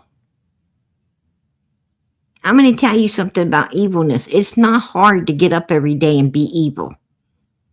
It's not hard at all. You basically just get up and do whatever you want to. You talk to people how you want. You live how you want. You do how you want. You don't give a fuck about anything or anybody. All you give a shit about yourself. There's nothing to it.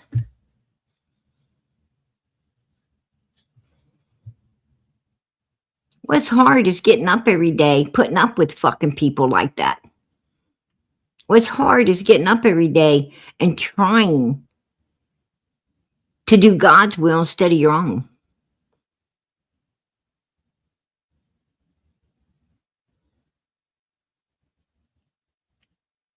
What's hard is getting up in an evil world and trying to stay nice and trying to stay kind and trying to stay caring and trying to stay patient enough to put up with a bunch of evil fucking idiots. That's what's hard.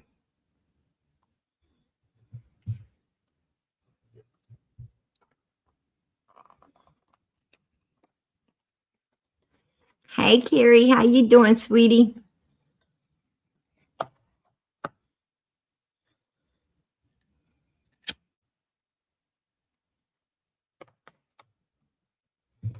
No, I won't disagree with that, second to none. I will not disagree with that. I'm going to tell you something. There's a lot of two-faced people in this world.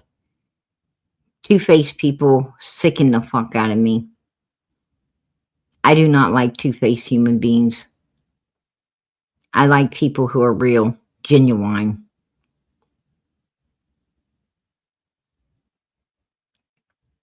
I like people that if they don't fucking like you, they don't hide it. They don't hide it. If I don't like somebody, I don't hide it. Trust me, if I don't like somebody, they fucking know it. They know it. I don't even care. And if I don't like somebody, it's for a damn good reason.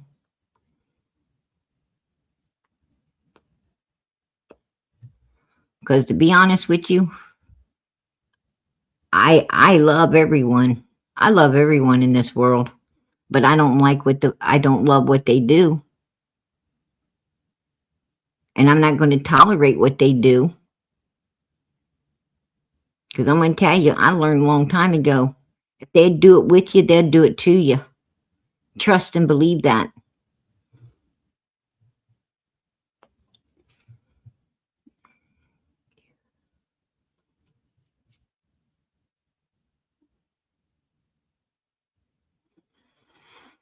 I don't know. I don't, I kind of lost. I don't even I lost touch with. To be honest with you, I don't even check her channel anymore to see if she's on or ain't on. Um I know that Jinkies has got a lot going on.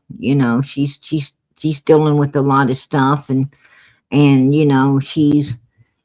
um she's came out, she's apologized, apologized to everybody for, doing, she said anything about you bad, she apologizes for it, and she wanted everybody to know that, and um you know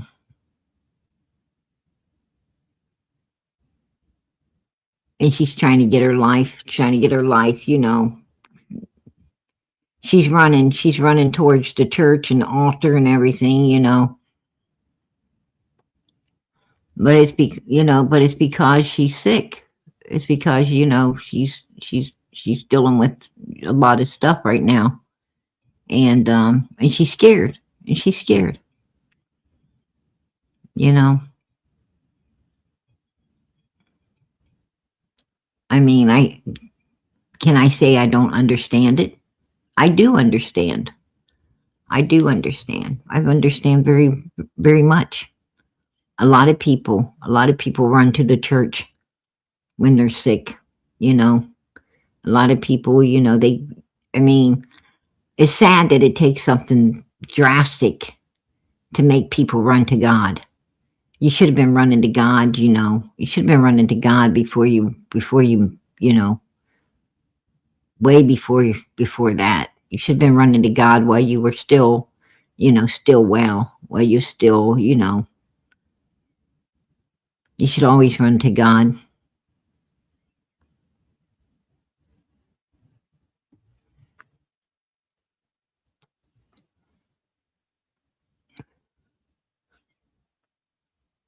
Bucket list has host says, I need my God now. Hey girl, we all need God. Everybody needs God all the time. A lot of people don't know it, but we all do need him. That's for sure.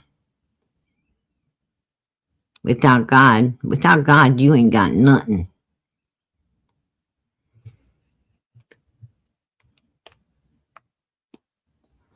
You gain this whole world, lose your soul. You ain't gained nothing.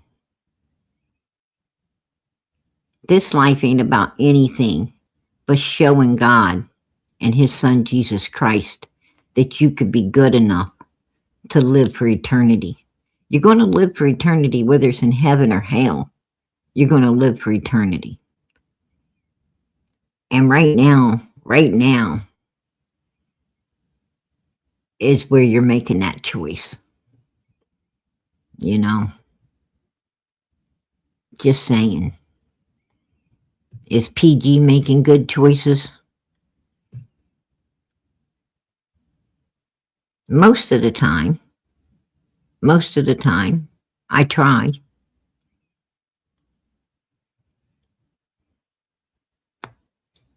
I try. You know, I'm not perfect. I'm far from perfect.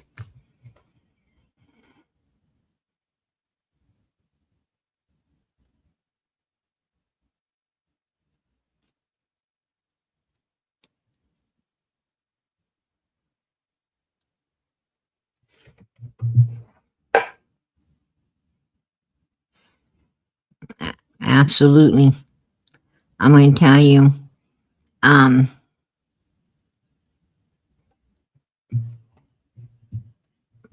you know, before I came out here onto this YouTube, I knew I was on my way to heaven. That's for sure. I was on my way to heaven. You want to know? I was perfect. I was perfect in every sense of being perfect. I was absolutely perfect. I had the patience of a saint.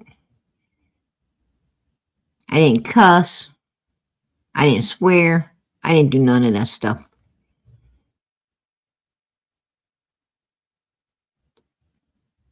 I was so close to God I could feel it. I was right up there with the saints. But I came out here and it was like a throwback. It threw me right back into the hood. It threw me right back to where I came from. Because these people out here didn't understand anything different. These people couldn't be reasoned with. They couldn't be nice. You couldn't be nice to them. They were like animals seeking to attack you at every turn. So much hate. So much hate. I had never seen so much hate in my life.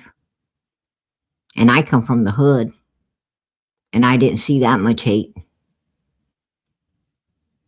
And I thought I seen it all. But I ain't never seen nothing like I seen out here.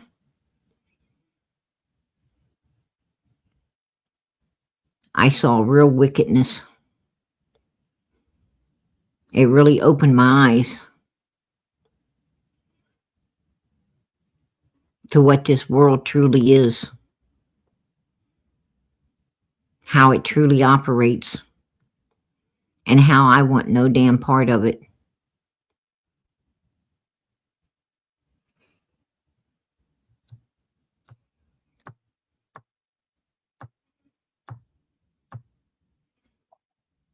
I don't think I've ever seen evilness on a scale that I seen it out here. And that's the truth.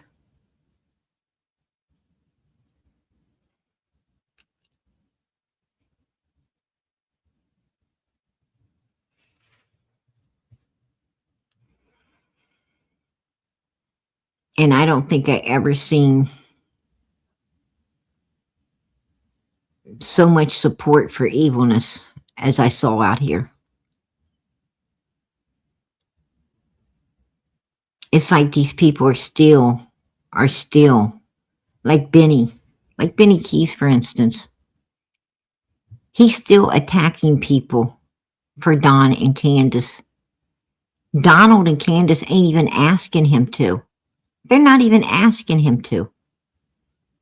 He's just doing it because he feels that, that's the way to get brownie points with them. He feels that's the way to possibly get them back in his pocket. That's weird. That's sick. That's disgusting. Why doesn't he open a live up and tell the truth about Don and Candace? Why doesn't he open a live up and talk about how Summer needs to be found, brought home, and justice served? Why doesn't he open a live up and actually talk about this little girl who needs everybody out here talking about her? Why doesn't he open a live up and tell the truth about what kind of fucked up, messed up, weird up parents Don and Candace truly are? Why doesn't he put them under that bus that they deserve to be put under?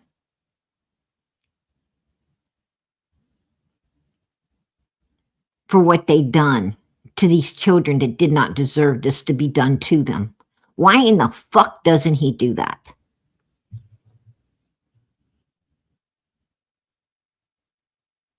Why does he want to sit there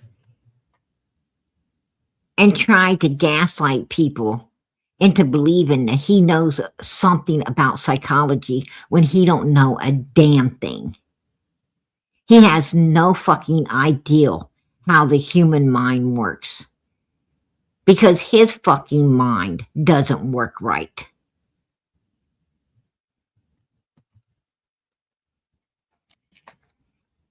If he knew something about psychology, he could probably try to help cure his self, but he knows nothing.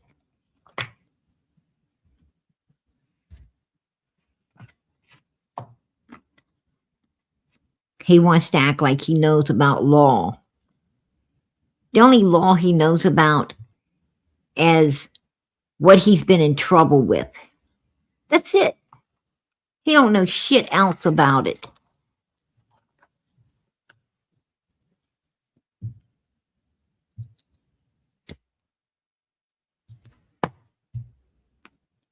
He acts like he knows so much when he doesn't know nothing. And he tries to gaslight people into believing his bullshit because he's trying to protect two evil fucking suspects that's about to end up getting their asses put in prison for life, if you ask me. That's my opinion. I'll keep it. I'm going to tell you right now, law enforcement is more on Don and Candace Wells right now than they've ever been before. They are fighting to bring them fuckers down. And at some point, they're going to do it. And then what is Benny going to have to say then? Is he going to go visit them up in prison? Is he going to be keeping their freaking books full?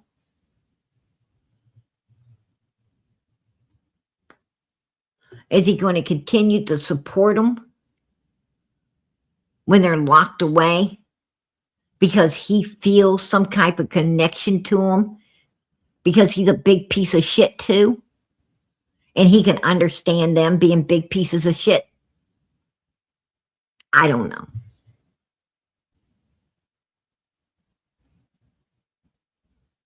I don't understand his bond to these people.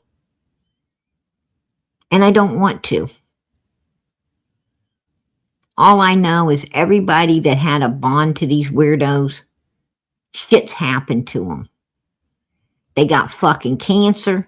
They got fucking accidents. They motherfucking got unalived. Really bad shit happens to all these fucking people that want to support pure evilness. Well, what do you expect to happen to you when you're supporting pure evilness instead of supporting righteousness? What do you expect to happen when you're supporting the suspects instead of the true victims? I don't know. Common damn sense tells you that you better stay on the righteous side or bad shit's going to happen.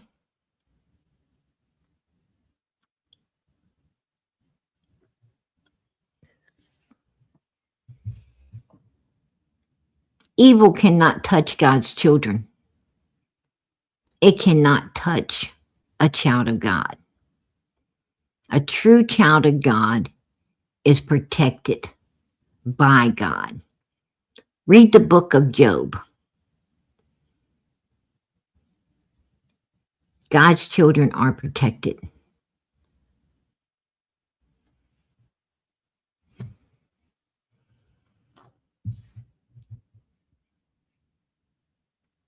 Read about David. Read about Paul.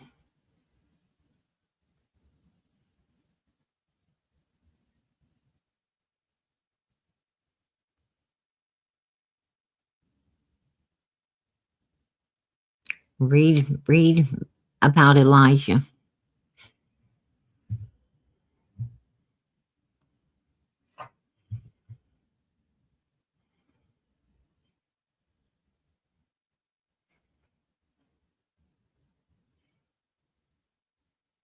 All of these people.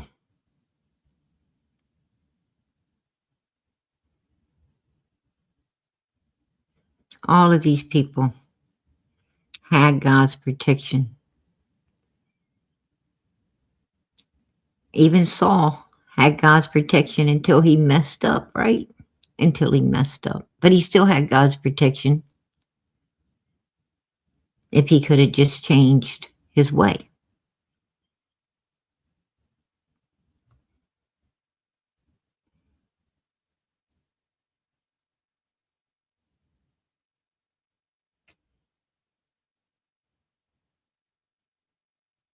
You got to stay on the righteous side.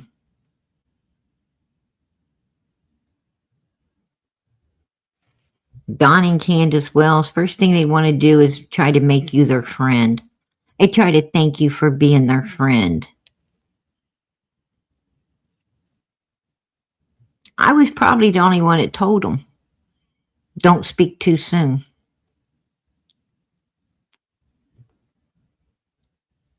I was probably the only one that told them that.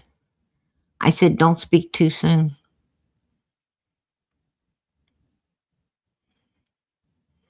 I'm here for Summer. I'm here for this little girl. I waste no words letting them know that that little girl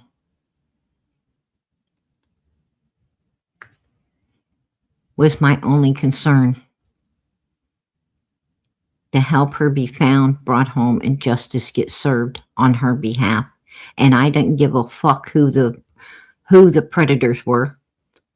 I didn't give a damn who the suspects are.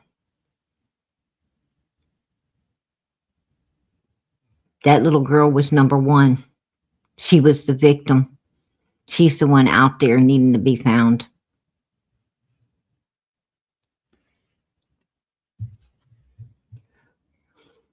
And I wasn't into no click likes and damn views.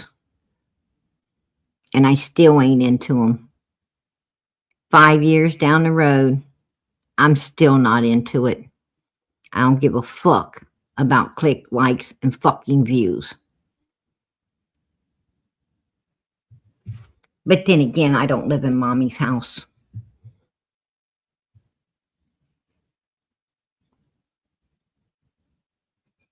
I ain't got somebody else keeping my ass up. I gotta get up and I gotta keep myself up.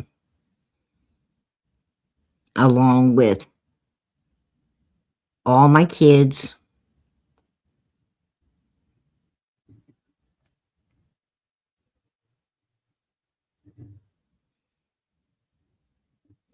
And that's okay.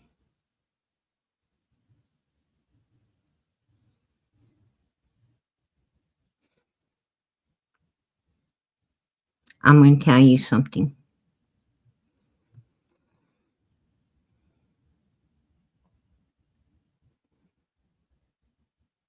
I'm out here for this little girl and other missing kids because I would want someone to be there for me.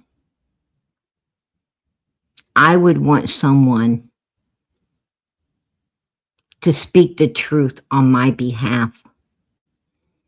I would want someone doing exactly what we're doing for Summer, what we're doing for all of these missing kids.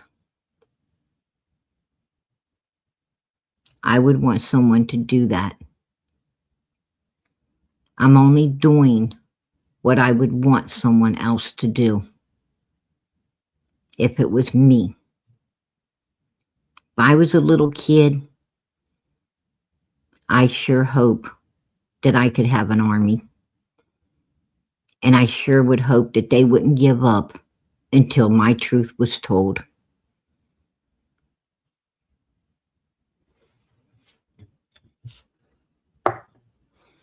Because I wouldn't want to be out there somewhere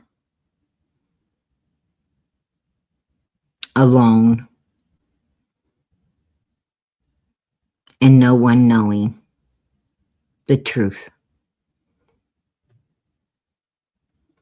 And I sure to hell wouldn't want it to ever happen to someone else.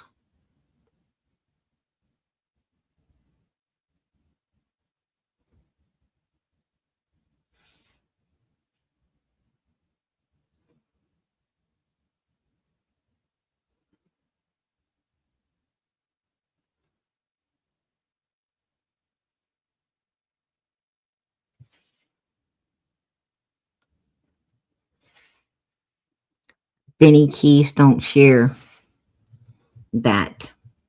Do you, Benny? You don't share that. All you care about is getting Don and Candace's attention, just like you wanted Quentin Simon's case. You wanted Billy Joe's attention. You was over at Cher's. Let me talk to Billy Joe. Let me talk to Billy Joe. And Cher told you to go fuck yourself. She was keeping Leilani and Billy Joe for herself. Just like she was keeping Don Wells for herself. Oh, Don Wells wouldn't ever fucking talk to Benny Keys if I wouldn't have told him to. Yeah, that's right. I'm the one that got Don talking to Benny. Not fucking Cher. Not nobody else. Because I misunderstood Benny. I was new out here. I thought Benny was from the hood. I thought Benny cared about kids. I thought Benny could help get information to solve Summer's case. I underestimated that son of a bitch. Benny wasn't out there to get no information for these kids. He's out there to get whatever he could get for himself. That was it. I made a big mistake. And I'm not too big to admit it. I made a big fucking mistake. That dude was a pure piece of shit.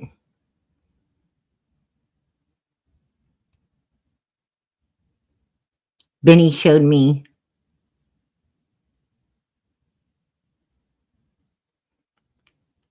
exactly what the fuck I had been dealing with my whole life.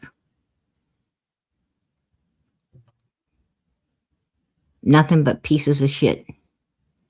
Like him.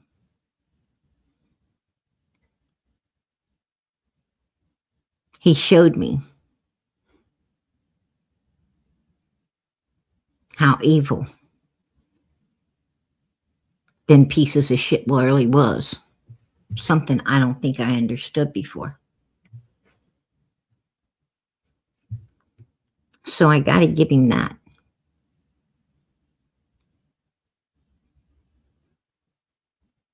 Good did come from that evilness.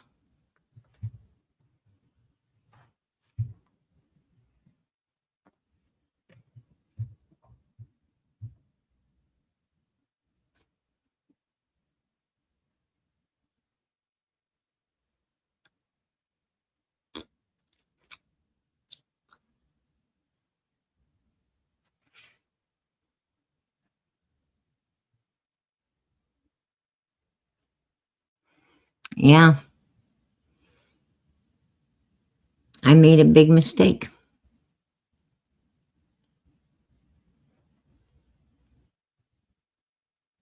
I wish Benny'd have been who I wanted him to be, who I thought he could be. But he wasn't. And he still ain't. He's still the same big piece of fucking shit that he's always been. And he will always be.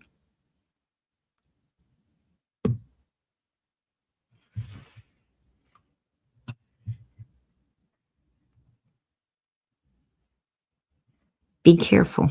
Be careful.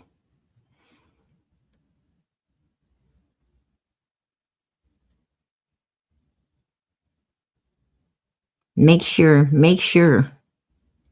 you know what you're dealing with before you trust it. I won't ever make that mistake again.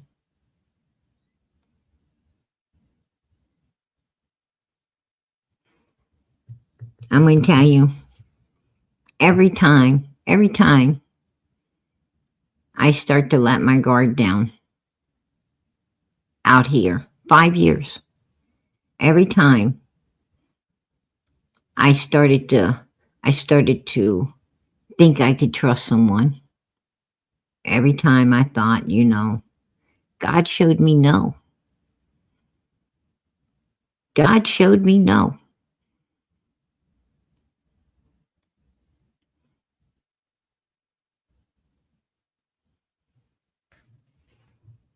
And I thank God for that.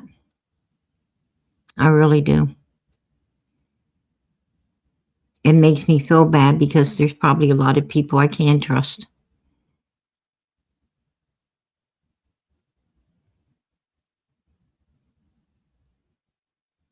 I feel like I'm missing out on a lot because of the evil.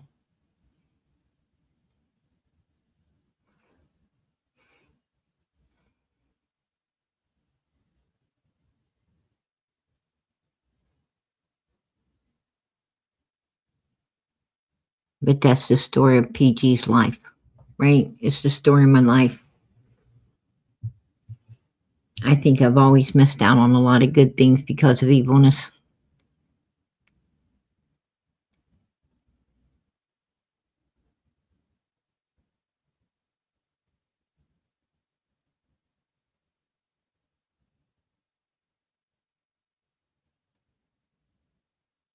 And I wouldn't want to live this life again.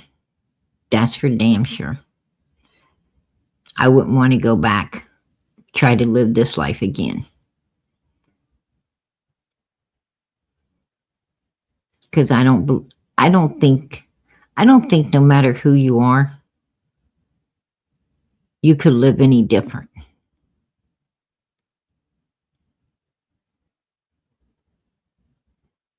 What I'm trying to say is, it doesn't matter who you are. You got to get up every day and you got to put up with evilness. You got to put up with people who, these fake friends. You got to get up and put up with, people who truly hate you, that don't support you, that don't give a damn about you, that's jealous of you. You got to get up every day and put up with all the bullshit in this life.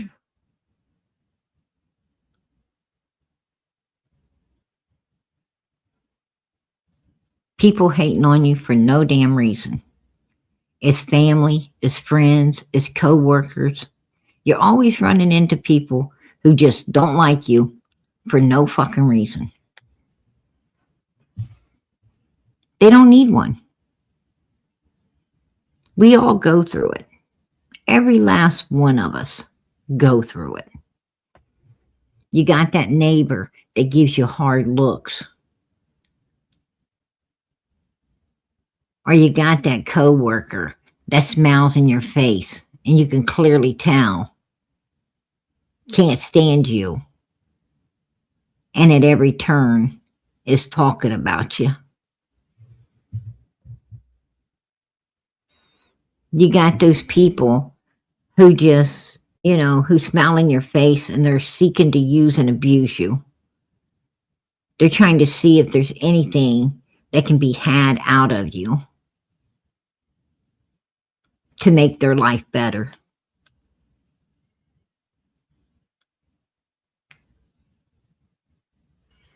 It's just, that's what you deal with on a daily basis.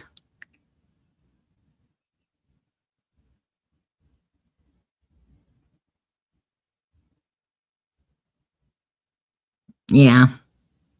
Hell no. You think you could go back and change this and change that.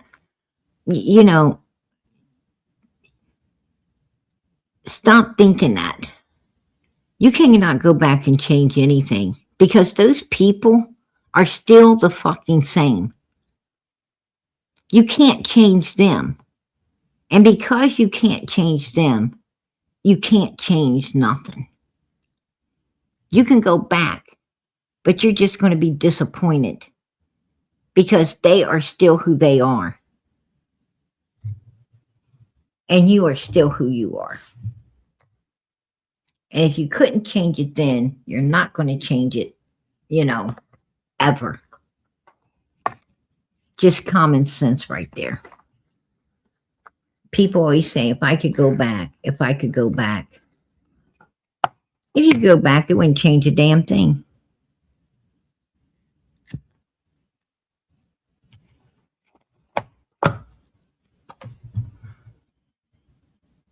All it probably would do is get you in prison.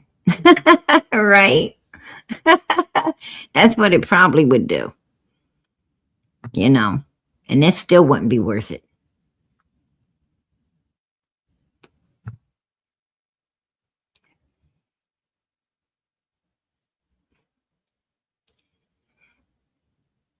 And Don Wells, I'm going to be honest with you. When he saw that little girl on the side of the road, I was on the phone with him. He told me, he said, Sissy, there's a little girl out here on the road. I said, what? He says, a little girl out here on the road. I was scared for her. I was absolutely scared for that little girl. Now, he didn't tell me that was a dead end road. He acted like it was, he acted like it was a fucking highway. Like it went straight through. And she was going to get hurt. And I told him, he said, what should I do? I said, get out of your car and go up and knock on the door and let the people know she's out there in the road. That's what you do. He said, okay. And he got out of his vehicle and he went up to that house. And he knocked on the door. I was on the phone. I know he was knocking on the door. I heard him. And he knocked and he knocked. And then he said, nobody's coming. What do? I said, go in. See if everything's okay. There's a kid down on the damn road. Something might be wrong. Go in the house. See what's going on. He went in. He said, there's an old man asleep. I said, wake him up. And he did. And I heard the old man asking, what the hell are you doing in my house? The old man was not, the old man was a little afraid, I think. But he was aggressive. And Don said,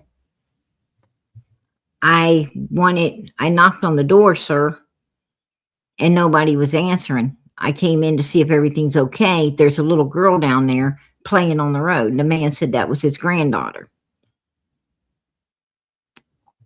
Don said that he was afraid she's going to get hurt. Somebody needed to get her. And then the little girl was inside the house. I heard her. She was in there.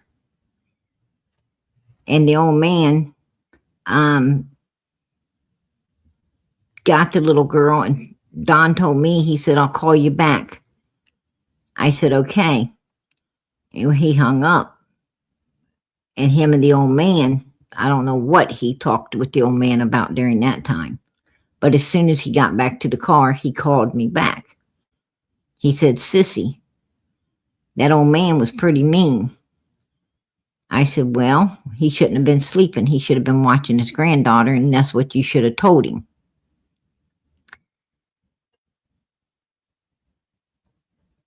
He said the old man was upset. I said, that's his problem, not yours. The little girl shouldn't have been out there, which she shouldn't have. I'm not going to apologize for that. Fucking people need to keep an eye on their kids. I don't care where you live, keep an eye on your children. Look at that child at the end of a dead-end road, and Don Wells was right there. And Grandpa's asleep. No supervision. Now, I know the mother came out and said a bunch of shit, but where the fuck was she? And why is she leaving her child with an old person that falls asleep and can't watch it? What does that say for her? She really needs to shut up.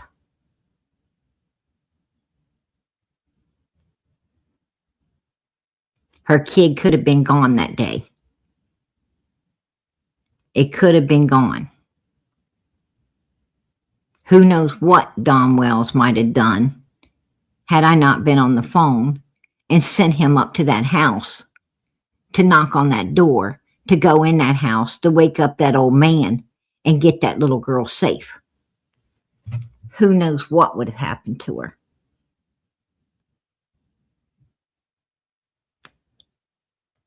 I don't know. I just know that God put me there, And I feel that he put me there for a reason, to save that little girl. And hopefully they're keeping a better eye on her.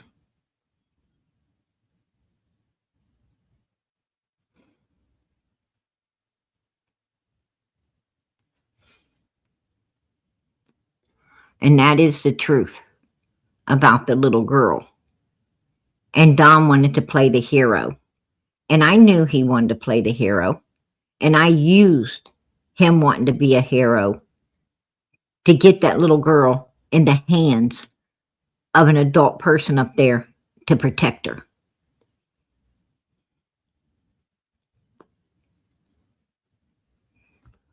Dom Wells knows that's the truth.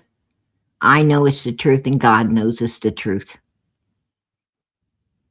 You know, sometimes God puts us in people's paths to save other people. I think that's one of the times that he did that. I think God put me in Dom Wells' path to save that little girl. I think he put me in Dom Wells' path to show people out here who and what Dom Wells truly is. I think he put me in that path to do a lot of things that I was supposed to do.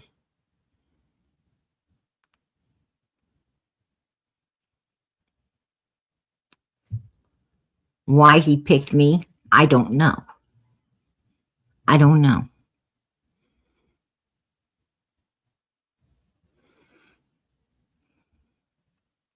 As I said before, I don't like being here. I wished I didn't have to be here. I don't want to be here.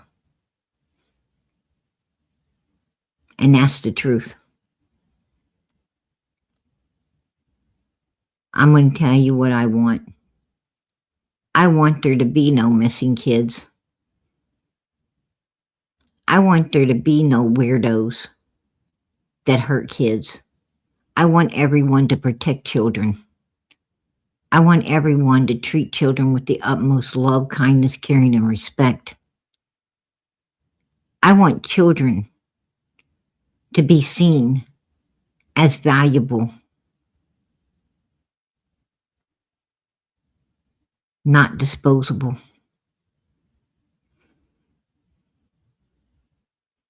The same way I want old people and everyone else to be treated in this life.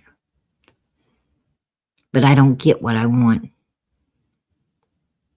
I don't get what I want because there's people out there who ain't going to give us what we want. Because they're fucking evil. And they do evil. And there's nothing we can do except try to get the law enforcement to lock it away so everybody can be safe. And that's what we're doing now. It's all we can do.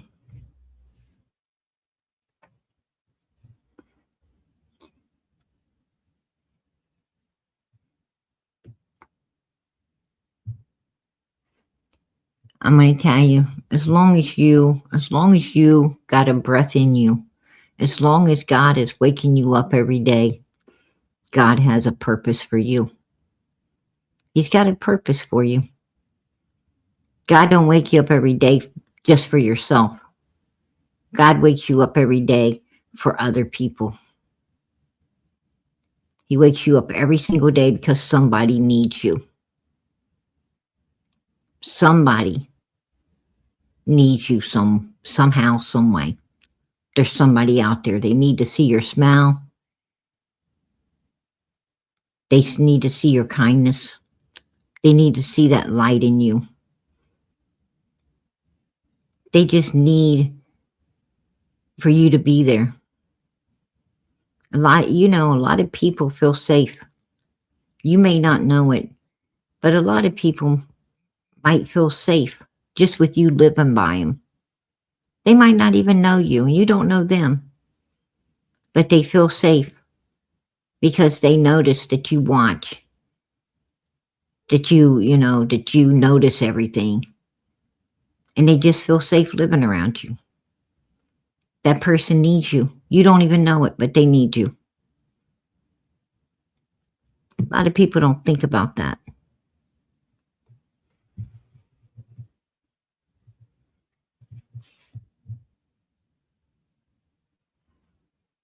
Oh, that's beautiful. That is absolutely beautiful, girl. My daughter wrote a song about us all being God's masterpiece. Amen. That's right.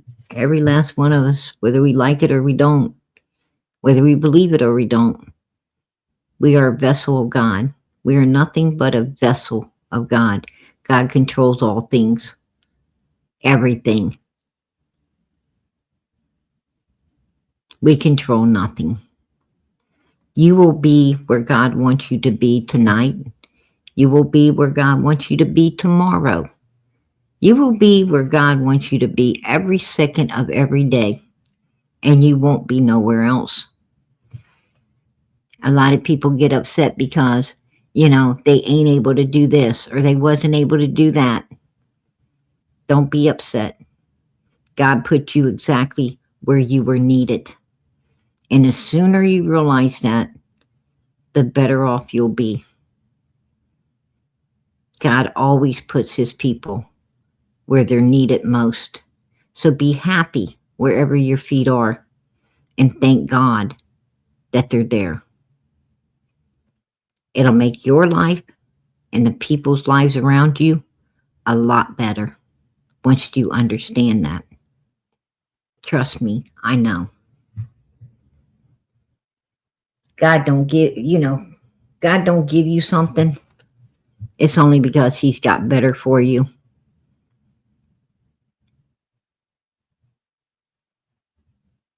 Don't think about what you don't get to do.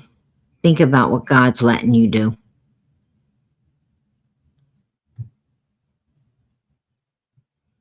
Because that's where you were needed most. With that, PG's going to head out of here. I wanted to bring it to your attention that the Light brothers was on Ben Hill Road the very night before Summer went missing. They saw Summer.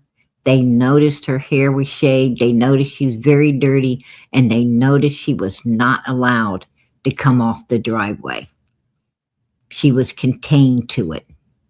Could that be because they wanted to make sure her scent was down there the next day when she came up missing?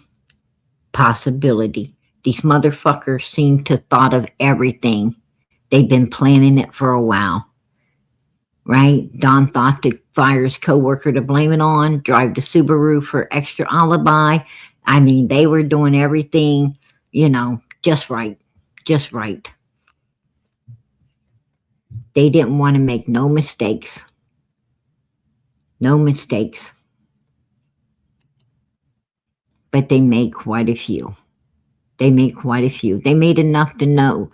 They made enough to let us know that they guilty as fucking hell, in my opinion. That's my opinion. I will keep it. And law enforcement, you need to get off your ass. You need to do your fucking job. You need to see that there's a lot of facts in this case. And you need to prosecute upon them. That's also my opinion. I'll keep it. Right? But yeah. Don Wells, Candace, Grandis, they were throwing everybody under the bus except who? Their damn selves. They were throwing everybody under the bus in order to keep the focus off of them. I'm going to tell you something. Don't underestimate a mother freaking lifelong criminal's ability to gaslight the hell up out of people.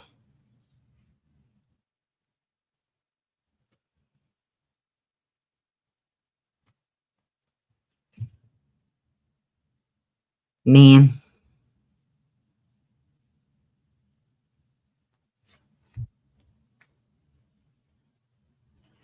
I want to ask one question before I go out of here tonight. And I want you guys to be honest. I really want you to be honest. How many of you, put a 1 in the chat, if you were totally shocked to find out that Candace actually participated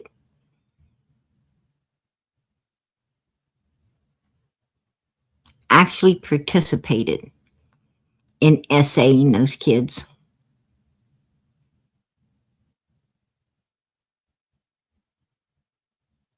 Because a lot of people suspected Donald. He was a given. But there was a lot of people who actually couldn't believe Candace done something like that.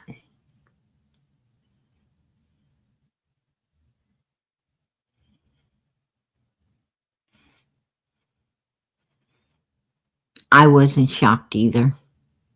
Our bucket list has holes. I thought she was a sick bitch and just as sick as him.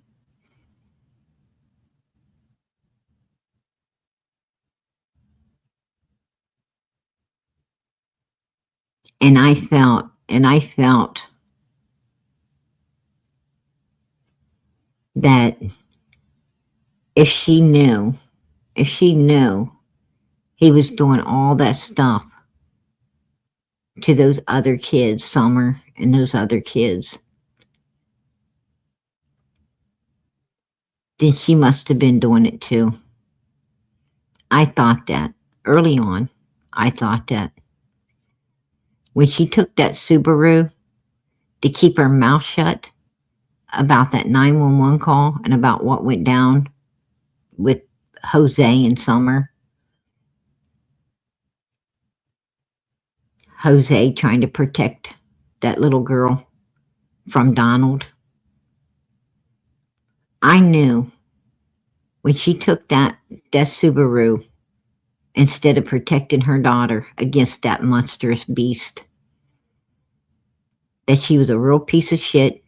She knew exactly what was going on and probably involved in it as well.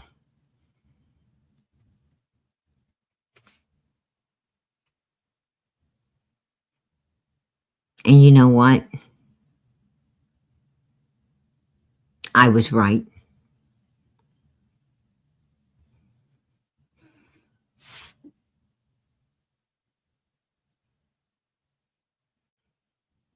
And you know,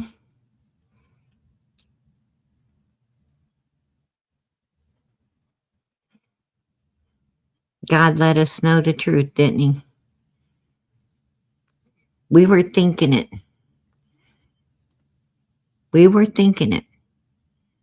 But God let that paper get in our hands so we would know it. God wanted us to know, not think, but know. And now we do. Now we do.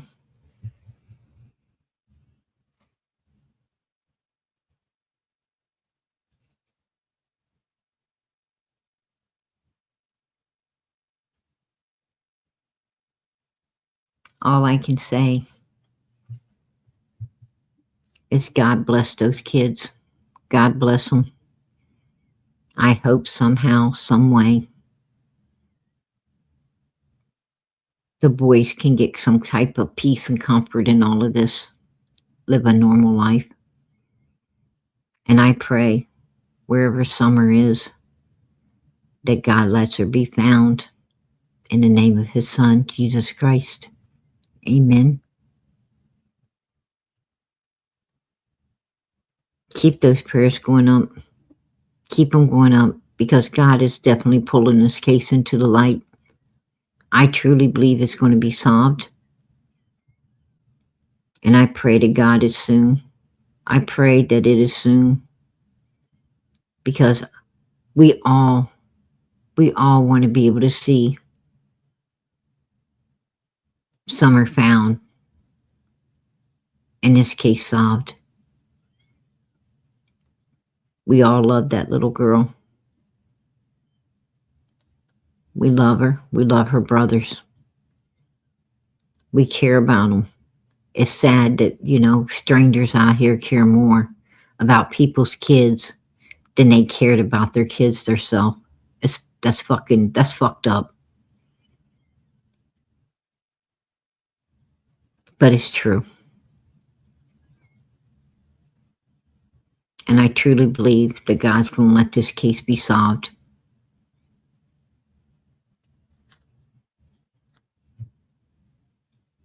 And personally, I think it could be solved if they go over there and check Timothy Morrison's grave. I think it'd be solved tomorrow if they just get their asses over there, check that grave. Do you see how fast Andy Bernard showed up in here tonight?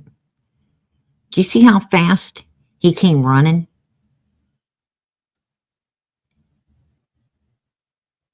Who in the hell is calling this motherfucker up? Who the fuck is calling him up?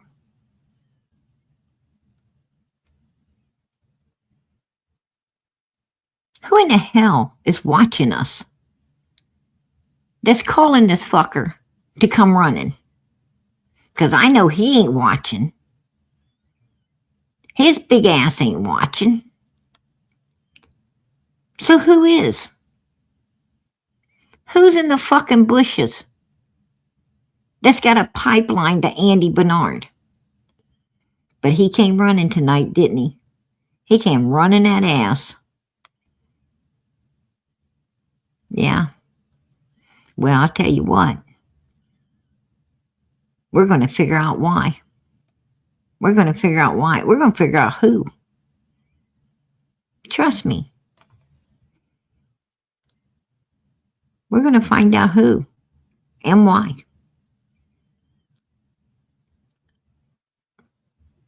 I have a need to know. Don't you?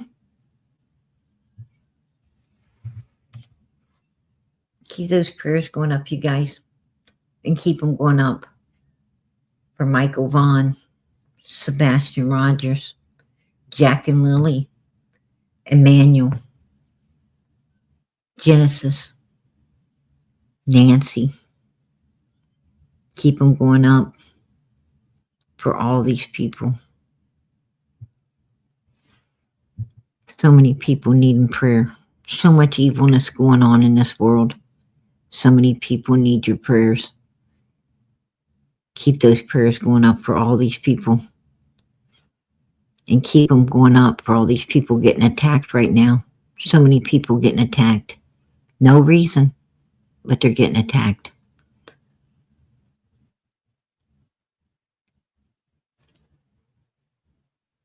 This world is getting worse and worse and worse. When you think it can't get no worse, you find out it is. Because too many people feel privileged. They feel privileged to just do what the fuck they want. Hurt whoever they please. And they think they got a right to get away with it. No, they don't. No, they don't. And that's the truth. Good night, everybody. God bless. Much love.